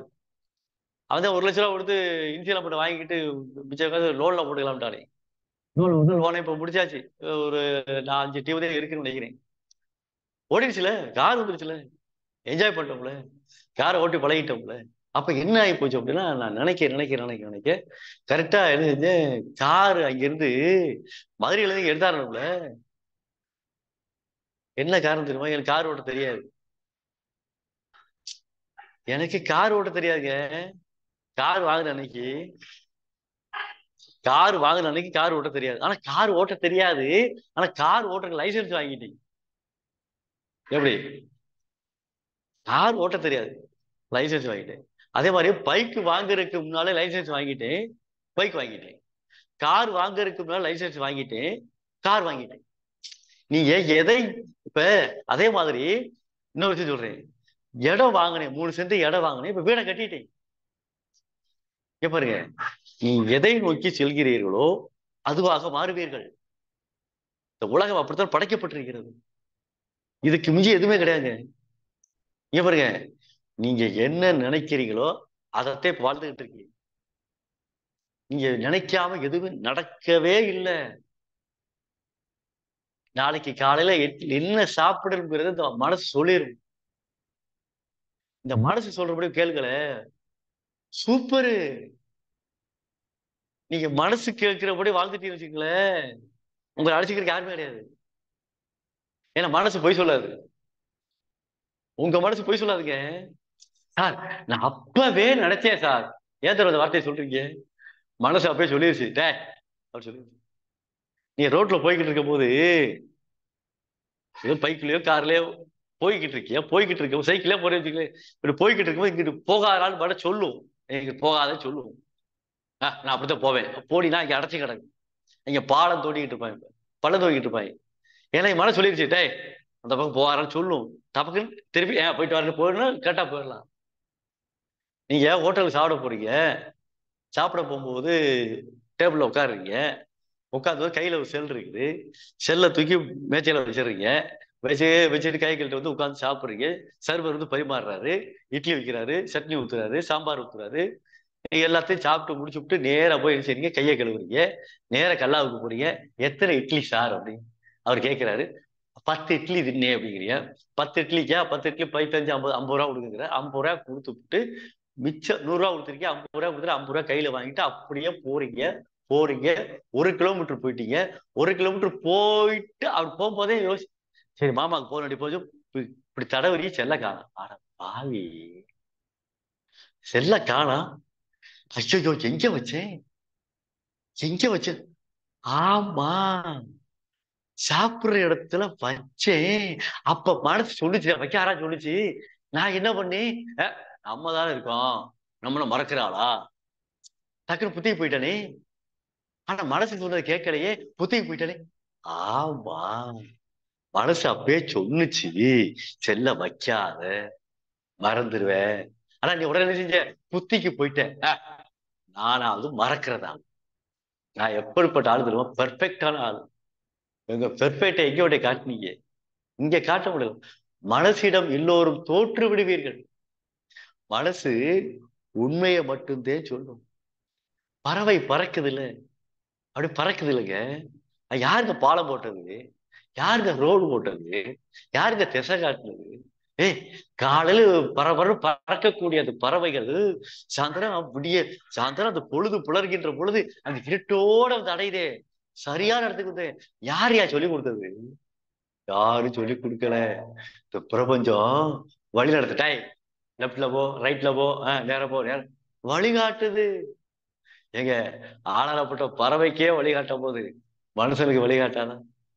அந்த பிரபஞ்சத்தோட பிள்ளை தானப்பா நம்மளாம். பெற்றவன் அவன் தானே. நிலம், நீர், காற்று, வானம், நெருப்பு என்று சொல்லக்கூடிய அந்த 5 பூதங்கள் அந்த பிரபஞ்சம் இருக்கு பார்த்தீங்களா, அதாங்க நம்ம குழந்தை, அதாங்க நம்ம பெத்த தகப்பேன், அதாங்க பெத்த தாய். சும்மா சிவர் மாலை கும்பிடுறேன், மாரியாத்தால கும்பிடுறேன், காளியாத்தால கும்பிடுறேன், இயேசுவை கும்பிடுறேன், அல்லாவை கும்பிடுறேன், அதெல்லாம் பிரமைகள். அதெல்லாம் மனப்பிரமை, மனப்பிராந்தி. நீ அப்படி நினைங்க. நிலத்தை பாக்குறீங்களா, நிலமே உனக்கு நன்றி. நீரை பாக்குற, நீரை குடிக்கிறீங்களா, இப்ப தண்ணி இருக்கு, இந்த இருக்கு, பாட்டுல இருந்து தண்ணி இந்த இருக்கு, தண்ணி இருக்கு, தண்ணி அப்படி எடுத்து அப்படி நன்றி சொல்லிட்டு குடிச்சு பாருங்க, வேற லெவல். என்னைக்கா நன்றி சொல்லியிருக்கோம்? நன்றி சொல்லி பழகுங்க, உங்க வாழ்க்கை பயங்கரமா மாறும். என் வாழ்க்கை சூப்பரா மாறிடுச்சுங்க. நான் நல்லா இருக்கேன், சூப்பரா இருக்கேன். என் வயசு 209 வருஷம் போட்டாச்சு, இன்னும் 192 வருஷம் இருக்குது. நினைக்கிறப்பலங்க, அந்த நினைப்பை கொடுத்தது பிரபஞ்சம். நான் போற வழிகாட்டும். நான் அப்படியே போவேன், சூப்பரா போவேன், போட்டுருவேன். பிரபஞ்சத்துல போட்டுருவேன், என்னவா போட்டுருவேன், பிரபஞ்சமே நான் அந்த இடத்துக்கு போகணும், வழிகாட்டுறியா? சூப்பரா காட்டுவேன், பேசுவேன், அழகா காட்டுவேன், சூப்பரு, கரெக்டா நடக்கும், கரெக்டா போகும், கரெக்டா வரும். நான் போய் நிப்பேன், இங்க வருங்க, நான் பைக் ஓட்டிட்டு போவேங்க, வண்டி பஞ்சர் ஆயிருங்க, எதிர்த்தாப்புல போய் ஒடிச்சாப்பு இருக்குங்க. கார் ஓட்டிட்டு போவீங்க, ரிசர்வ் ஆயிருங்க, ரிசர்வ்ல காரை ஓட்டக்கூடாதுங்க. இப்படி போய் ஏதாவது பெட்ரோல் பங்க் இருக்குங்க. நான் எங்கெங்கெல்லாம் தடுக்கி விழுகிறேனோ அங்கெங்கெல்லாம் அதற்கான சூழ்நிலையெல்லாம், அதற்கான வாய்ப்பெல்லாம் இந்த பிரபஞ்சம் கொடுத்துட்டே இருக்குது. சோதனை வரும், அந்த சோதனையை தீர்ப்பதற்கான சாதனையை உருவாக்குவது பிரபஞ்சம் தான். பிரபஞ்சத்தில் எப்படி தான் பேசணும் சொல்லித்தரவா? பிரபஞ்சத்தில் எப்படி பேசணும் கேட்க? சும்மா இருங்க, அதே பிரபஞ்சத்தில் பேசுறது. சும்மா இருக்கு சார், சும்மா அப்படி சார், சும்மா இருடா, கண்டதை போட்டு ஏத்திக்கிட்டு இருக்காரா, ஒரு 10 நிமிஷம் உட்கார்றா, ஜாலியா உட்கார்றா, சந்தோஷமா உட்கார்றா. உட்காந்திலா பிரபஞ்சம் என்ன செய்யும், உனக்கு என்னடா வேணும் சொல்றான், அப்படி சொல்லு. நீ உடனே சாமி என் மகளுக்கு கல்யாணம் பண்ணணும். சரி, என்னடா வேணும் எனக்கு? என் மகளுக்கு கல்யாணம் பண்ணணும், நல்ல மாப்பிள்ளை வேணும் சார். நல்ல மாப்பிள்ளை தானே, நாளை கழிச்சு ஒரு மாப்பிள்ளோட வர சொல்றேன், போதுமா? அப்படியா சாமி, வர சொல்லிடுவீங்களா? ஆஹா, அருமையடா. புள்ளி வச்சிரும், பிரபஞ்சம் புள்ளி வச்சிரும். அடுத்து என்ன செய்வீங்க, சிந்திக்க ஆரம்பிப்பீங்க. எப்ப வச்சுக்கலாம், எப்படி வச்சுக்கலாம், ஆள் மனசுக்குள்ள போட ஆரம்பிங்க. ஆள் மனசுக்குள்ள போட போட போட போட இந்த பிரபஞ்சம் என்ன செய்யும்? ஏய் இவன் வர்றேன் டிசம்பர் 29 ஞாயிற்றுக்கிழமை கண்ணதாசன் கல்யாண மண்டபத்துல கல்யாணம் வைக்க போறாங்களாம்டா. ஆஹா, டேட்டெல்லாம் பிக்ஸ் பண்ணிடும். டேட்டு பிக்ஸ் பண்ண பிறகு அழகான மாப்பிள்ளைய, அற்புதமான மாப்பிள்ளைய, நல்லா கை நிறைய சம்பாதிக்கக்கூடிய மாப்பிள்ளைய கொண்டாந்து பாட்டிடும். ஏன் தெரியுமா? நீ யார்கிட்ட கேட்டிய? அதுகிட்ட கேட்டி. அதுகிட்ட கேட்டா அச்சு பிசையாது. ஆனா நீங்களா கேட்டீங்கன்னா அச்சு பிசைக்கணும். நீ சொந்தக்காரர்கிட்ட போய் கேட்டீங்கன்னா அவன் கொலை போட்டு போயிடுவேன். சொந்தக்காரர்கிட்ட கேட்டீங்க கொலை போயிட்டு போயிடுவேன். நண்பன்கிட்ட கேட்டா கொலை போயிட்டு போயிடுவேன். ஒரு விஷயம் சொல்லவா? கல்லு சிலை இருக்குல்ல, சிலைக்கு முன்னால எது நம்ம சாமி கும்பிடுறோம்? கடவுளே, ஆண்டவா காப்பாத்துறா கடவுளே அப்படின்னு அங்க சொல்றீங்கல்ல, அங்கதான் ரிப்ளை வருமா? ரிப்ளை வராது. இப்ப நான் துதி நிசாட்ட சொல்றேன், துதி நிசா என் வாழ்க்கை ரொம்ப கஷ்டமா இருக்கு, வேணும்டா வேணும், உனக்கு வேணும், இன்னும் வேணும் அப்படி சொல்லும் போது ரிப்ளை கிடைக்குதா? அந்த ரிப்ளை கெட்ட ரிப்ளை ஆகும்போது மனசுக்குள்ள பதியுதா? பர்ஸ்டும் போயிடும், நொந்துரும். ஆனா இங்க கல்லு சிலைகிட்ட பேசும்போதும் பாடும் போதும் மந்திரங்களை உச்சரிக்கும் போது எந்த ரிப்ளையும் கிடையாது. உங்க மனசுக்கு அப்புறம் அள்ளி கொட்டி தீர்த்துட்டிய, அழுதுட்டியங்க. அழுத உடனே என்ன ஆகுது? பிரபஞ்சம் பார்த்துட்டே, ஏன்டா அழுகுற? நான் இருக்கேன்டா, கவலைப்படாதா, அது சொல்லும். நினைங்க, நீங்க கோயிலுக்கு போறீங்க அப்படின்னா நீ நீ அல்லாஹ்வை வணங்கலாம், கோயிலுக்கு சென்றுடு, குமரனைய வணங்கிடு, தேவாலயம் சென்றுடு, தேவனைய வணங்கிடு, பள்ளிவாசல் சென்றுடு, அல்லாவைய வணங்கிடு. எந்த தெய்வம் வணங்கிலும் குற்றம் ஏதும் இல்லையே, சந்தத்தோடு கடவுளை சந்தோஷமாய் வணங்கிடு. எங்க வேணா போங்க, எப்படி எல்லாம் வாங்க. ஆனா நான் சொல்ற மெத்தடை ஃபாலோ பண்ணுங்க. கோயிலுக்கு போறீங்கல்ல, அங்க போய் கோயிலுக்கு மட்டும்தான் போவோம். ஒரு நிமிஷம் தண்ணி குடிச்சுக்கிறேன்.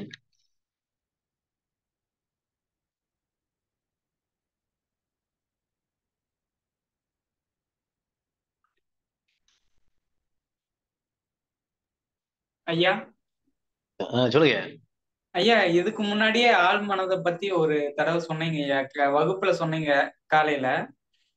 அந்த அன்னைக்கே வந்து எனக்கு இந்த புத்தகம் கிடைச்சதுங்க ஐயா, ஆள் மனதின் அற்புத சக்தின்னு சொல்லிட்டு ஜோசப் மார்பின்னு சொல்லிட்டு அவர் எழுதியிருக்காங்க. இந்த புக்கு நான் வச்சிருக்கேன். இந்த புக்கெல்லாம் நான் சாதாரணமா நினைப்பேங்க, நடக்கும். அப்ப என்ன ஆகும் அப்படின்னா, உங்க மனசுக்குள்ள இருக்கக்கூடியத நீ கடவுள்கிட்ட சொல்றதுக்கு ஒரு ஐடியா சொல்லித்தாரு. கோயிலுக்கு போறீங்க, கோயில போய் உட்கார்ந்துட்டு 3 தடவை சுத்த சொல்றாங்க, முக்கி ஓட சொல்றாங்க, அதெல்லாம் வேண்டாம். சாமியை கூட நீ பார்க்க வேண்டாங்க, சிவபெருமானை கூட பார்க்க வேண்டாம், பார்வதியை கூட பார்க்க வேண்டாம், யாரையுமே நீ பார்க்கணுங்கிறது. கோயிலுக்கு போறீங்க, அவ்வளவுதான். கோயில போய் பேசாம உட்கார்ந்து ஒரு 10 நிமிஷம் மெய்தான் அரும்பி விதிர் விதிர்த்து உன் விரையார் கிழக்கன் கைதான் தலை வைத்து கண்ணீர் ததும்பி பெதும்பி உள்ளம் பொய்தான் தவிர்ந்துன்னை போற்றி ஜெய ஜெய போற்றியன் கைதான் நெகிழ உடேன் உடையாய் என்னை கண்டு கொள்ளே. மாணிக்கவாசகரோட தேவார பாட்டு. மாணிக்கவாசகரோட தேவார பாடல மெய்தான் அரும்பின்னு ஒரு பாட்டு இருக்குது. டைப் பண்ணு, கூகுள் டைப் பண்ணுங்க, மெய்தான் அரும்பின்னு பாட்டு வரும், மாணிக்கவாசகர் பாட்டு வரும். அந்த பாட்டை மனப்பாடம் பண்ணிக்கிட்டு இறைவனுக்கு முன்னால போய், கோயிலையே இறைவன் நினைச்சிட்டீங்கல்ல, இறைவனுக்கு முன்னால போய் நின்று அப்படியே கண்ணீர் ததும்பணும், கண்ணீர் சொரியணும். நீங்கள் நீங்களாக இருக்கக்கூடாது. அப்படின்னா என்ன அர்த்தம்? தூங்காமல் தூங்கி சுகம் பெறுதல். தூங்கணும் ஆனா தூங்கக்கூடாது, வரும் ஆனா வராதுங்கிறாமல்ல, அது மாதிரி தூங்கணும் ஆனா தூங்கக்கூடாது.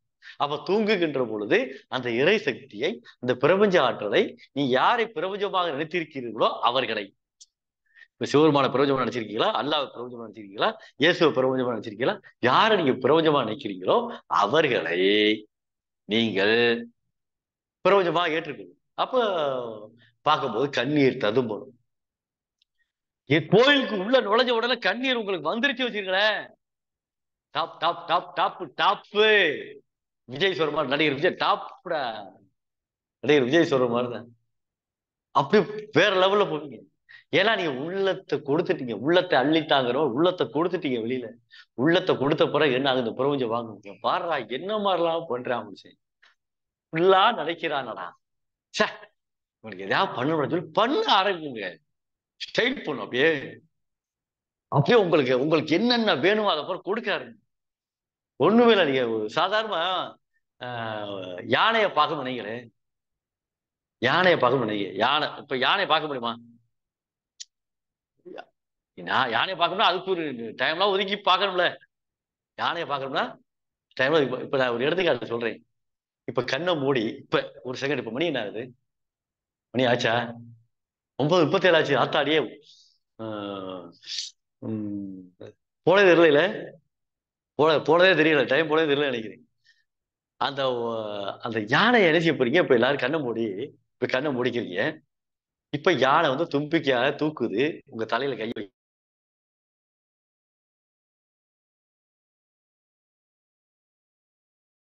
மைக் ஆஃப் பண்ணிட்டீங்க ஐயா. கேக்குதா?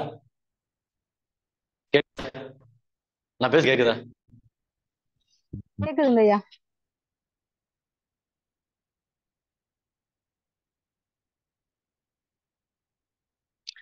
தும்பிக்கையே கையில வைக்குது. இப்ப என்ன செய்யறீங்க? கண்ணை மூடிக்கிட்டு யானையை நீங்க நினைக்கிறீங்க. யானையை நினைக்கிறீங்க. அடுத்த வார கிளாஸ்ல சாரி நீங்க யானையை எங்க எல்லாம் பார்த்தீங்களோ அதை என்கிட்ட சொல்லும். இந்த ஒரு வார காலக்கெடுக்குள்ள ஒண்ணு டிவியில தோணும், இல்லாட்டி ஏதாச்சும் ஒரு புத்தகத்தை பிரட்டுவீங்க, அதுல இருக்கும். இல்ல விட்டா உங்க மாமாவோ அத்தையோ யாரோ இல்ல அப்பாவோ, இந்தாடா உனக்கு அழகான ஒரு பரிசு ஒண்ணு வாங்கி. யானை நடந்து வர மாதிரி தோணுச்சு இல்லையா? இப்ப கண்ணு மூடி அதான் இப்ப கண்ணை மூடி யானை வர்ற மாதிரி நீங்க நினைச்சிட்டீங்கல்ல.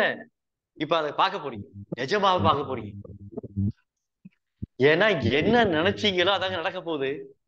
இப்ப எடுத்துக்காட்டு சொல்றேன், உங்களை புரிய வைக்கிறதுக்காக, உங்களை நம்பிக்கை ஏற்படுத்துறதுக்காக இந்த யானையை சொல்லியிருக்கேன். இப்ப யானையை நினைச்சிட்டீங்கல்ல, கண்ணை மூடி நினைச்சிட்டீங்களா? பேசாம அப்படியே விட்டுருங்க. எப்பெல்லாம் நீங்க யானைன்னு தோணுதோ அப்பெல்லாம் யானை நினைங்க. உங்க எழுத்தாப்புல யானை மேல யானை பாகல் உட்கார்ந்துக்கிட்டு பக்கத்துல நிப்பாருங்க. ஒண்ணு நடக்க அப்படி நடக்கும். இல்லாட்டி ஒரு ஒரு புத்தகம் படிச்சுக்கிட்டு இருப்பீங்க, புத்தகத்துல கிடக்கும். செல்ல நோண்டோட செல்ல அப்படி தள்ளிக்கிட்டு வருவீங்க. அதுல யானை குட்டி போடுற காட்சியை பார்த்துக்கிட்டு இருப்பீங்க.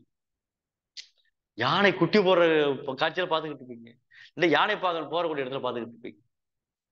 அதனால என்ன நினைக்கிறீங்களோ அதுவாக மாறுவீர்கள். அதற்கான வாய்ப்பையும் வசதியும் இந்த பிரபஞ்சம் உங்களுக்கா தர காத்திருக்கிறது. இந்த வகுப்பு உங்களுக்கு பிடிச்சிருச்சுன்னா கமெண்ட் பண்ணுங்க. எந்த மாதிரியான சிந்தனைகள் வேணும் அப்படிங்க சொல்லுங்க. அடுத்த வகுப்புல மீண்டும் உங்களை சந்திக்கிறேன். நல்லதே நடக்கும், நல்லதே நினைப்போம். நல்லது நினைப்பதற்காகத்தான் நான் வந்திருக்கிறேன். நல்லது நடக்க வேண்டும் என்பதற்காகத்தான் நீங்க வந்திருக்கீங்க. நல்லதை நினைப்பதையும் நல்லது நடப்பதையும் நாம் கண்கூடாக இந்த பிரபஞ்ச ஆற்றலோடு சந்திக்க இருக்கிறோம். எல்லோருமே அரசு பணிக்கான வாய்ப்பெல்லாம் உருவாக்கி அதனுடைய தன்மையில போக போறோம். அதனால சூழ்நிலைகள் மாறும். சூழ்நிலை மாறுகின்ற பொழுது நல்ல நல்ல நிகழ்வுகள்லாம் ஏற்படும். அந்த நல்ல நல்ல நிகழ்வுகளை நாம் வரிசைப்படுத்தி இந்த பிரபஞ்ச ஆற்றலோடு இணைவோம். பிரபஞ்சம் ஒன்றுதான் உங்களை வாழ வைக்கும், மற்ற எதுவுமே வாழ வைக்காது. அதனால பிரபஞ்சத்தோடு இணைந்திருந்து இந்த அற்புத வாழ்க்கை வாழ்வதற்கான வாய்ப்பை உருவாக்கி கொள்வோம். உங்களுக்கு எது நடந்தாலும் என்ன நடந்தாலும் கேளுங்க. கேளுங்கள் தரப்படும், தட்டுங்கள் திறக்கப்படும், தேடுங்கள் கிடைக்கும் என்றார். பாத்துக்கங்க, கேளுங்கள் தரப்படும், தட்டுங்கள் திறக்கப்படும், தேடுங்கள் கிடைக்கும் என்றார். தட்டுறீங்க, கேட்குறீங்க, தட்டுறீங்க, தேடுறீங்க, கிடைச்சிடும். அந்த தேடுதலுக்கான வாய்ப்பை பிரபஞ்சம் கொடுத்துரும். அப்படித்தான் நடக்கும். 10,000 பணம் வேணுமா, அதற்கான சூழ்நிலை பிரபஞ்சம் அப்படியே உருவாக்கிக்கிட்டே வரும். டபுக்கு உங்க கையில 10,000 இருக்கும். நம்பவே முடியாது. எனக்கு நிறைய இந்த மாதிரி நடக்கும். பைசாலாம் ஒரு நிமிஷம் இருக்கும், டக்குன்னு சொல்லுவேன் எனக்கு ஒரு 1,00,000 இருப்பேன். 2 நாள் 1,00,000 வந்துருங்க. இதெல்லாம் நான் நிறைய அனுபவிச்சிட்டேன் வாழ்க்கை. நல்லதாத்தேன், நல்லதாவே நினைச்சு நல்லதாவே வாழ்ந்துகிட்டதுனாலதான் என் வாழ்க்கை நல்லா இருக்கு. அதனால நல்லதை நினைப்போம், நல்லதையே செயல்படுத்துவோம், நல்லதையே பேசுவோம், நல்லதையே காண்போம், நல்லதையே கேட்போம். மிஜாறு, இஜாறு, குஜாறு 3 குரங்குகள். இஜாறு, இஜாறு, குஜாறு என்று சொல்லக்கூடிய 3 குரங்குகள். வாய்ப்புட்டு இருக்கும், காதை மூடி இருக்கும், பார்த்திருக்கீங்கல்ல? அதுதான். அது மாதிரி நல்லவற்றை நினைப்போம், நல்லவற்றை பேசுவோம், நல்லவற்றை வாழ்வோம். அடுத்த வகுப்பில் இந்த அகப்பொருள் இலக்கணத்தை மீண்டும் சிறப்பாக நடத்துவோம் என்று கூறி, அற்புதமான வாய்ப்பு கொடுத்து சிறப்பித்த உங்கள் அத்தனை பேர்களுக்கும், இந்த வகுப்பில் கலந்து கொண்ட 5-6 பேருக்கு மட்டும் என்னோட நன்றியை தெரிவித்துக் கொள்கிறேன். வகுப்புக்கு வராதவங்களுக்கும் என்னோட நன்றியை தெரிவித்துக் கொள்கிறேன். ஏன்னா காணொலி மூலமா பார்க்கிறீர்கள். காணொலியை பார்த்து அதோட கருத்துக்களை பகிருமாறு அன்போடு வேண்டிக் கொள்கிறேன். எனக்காக காணொலியில் வந்த பிரியா வைரம், துது நிசா, பிரியா கோபி, அப்புறம் கோகுலகிருஷ்ணன், உதயராஜ். இப்பதான் ஆகுது பாரு பேரு. இது வரைக்கும் ஏதாவது பேர சொல்லிருக்கா உங்களுக்கு? இல்ல. உதயராஜ் இல்ல. ஆனா உதயராஜ் பேர் வருது எனக்கு. உதயராஜ், கோகுலகிருஷ்ணன் போன்றவர்களுக்கு என்னோட அற்புதமான நன்றியை தெரிவித்துக் கொள்கிறேன். ஏன்னா நீ வீட்டுக்கு வந்தீங்களா? இந்த வீட்டுக்கு வந்தீங்கன்னா உங்களை எல்லாம் பார்க்கணும்ல. நானு இவதே பிரியா கோபி, இவதான் சுதி சார், யார் யாரும் தெரியாம வரவேற்க முடியாதுல்ல. அதனால அற்புதமான வாய்ப்பு கொடுத்து சிறப்பித்த உங்கள் அத்தனை பேர்களுக்கும் என்னுடைய அற்புதமான நன்றியை தெரிவித்துக் கொள்கிறேன். அதுவரை வணக்கம் கூறி விடைபெறுகிறேன். நன்றி, வணக்கம். நன்றிங்கய்யா. நன்றி, நன்றி, நன்றி.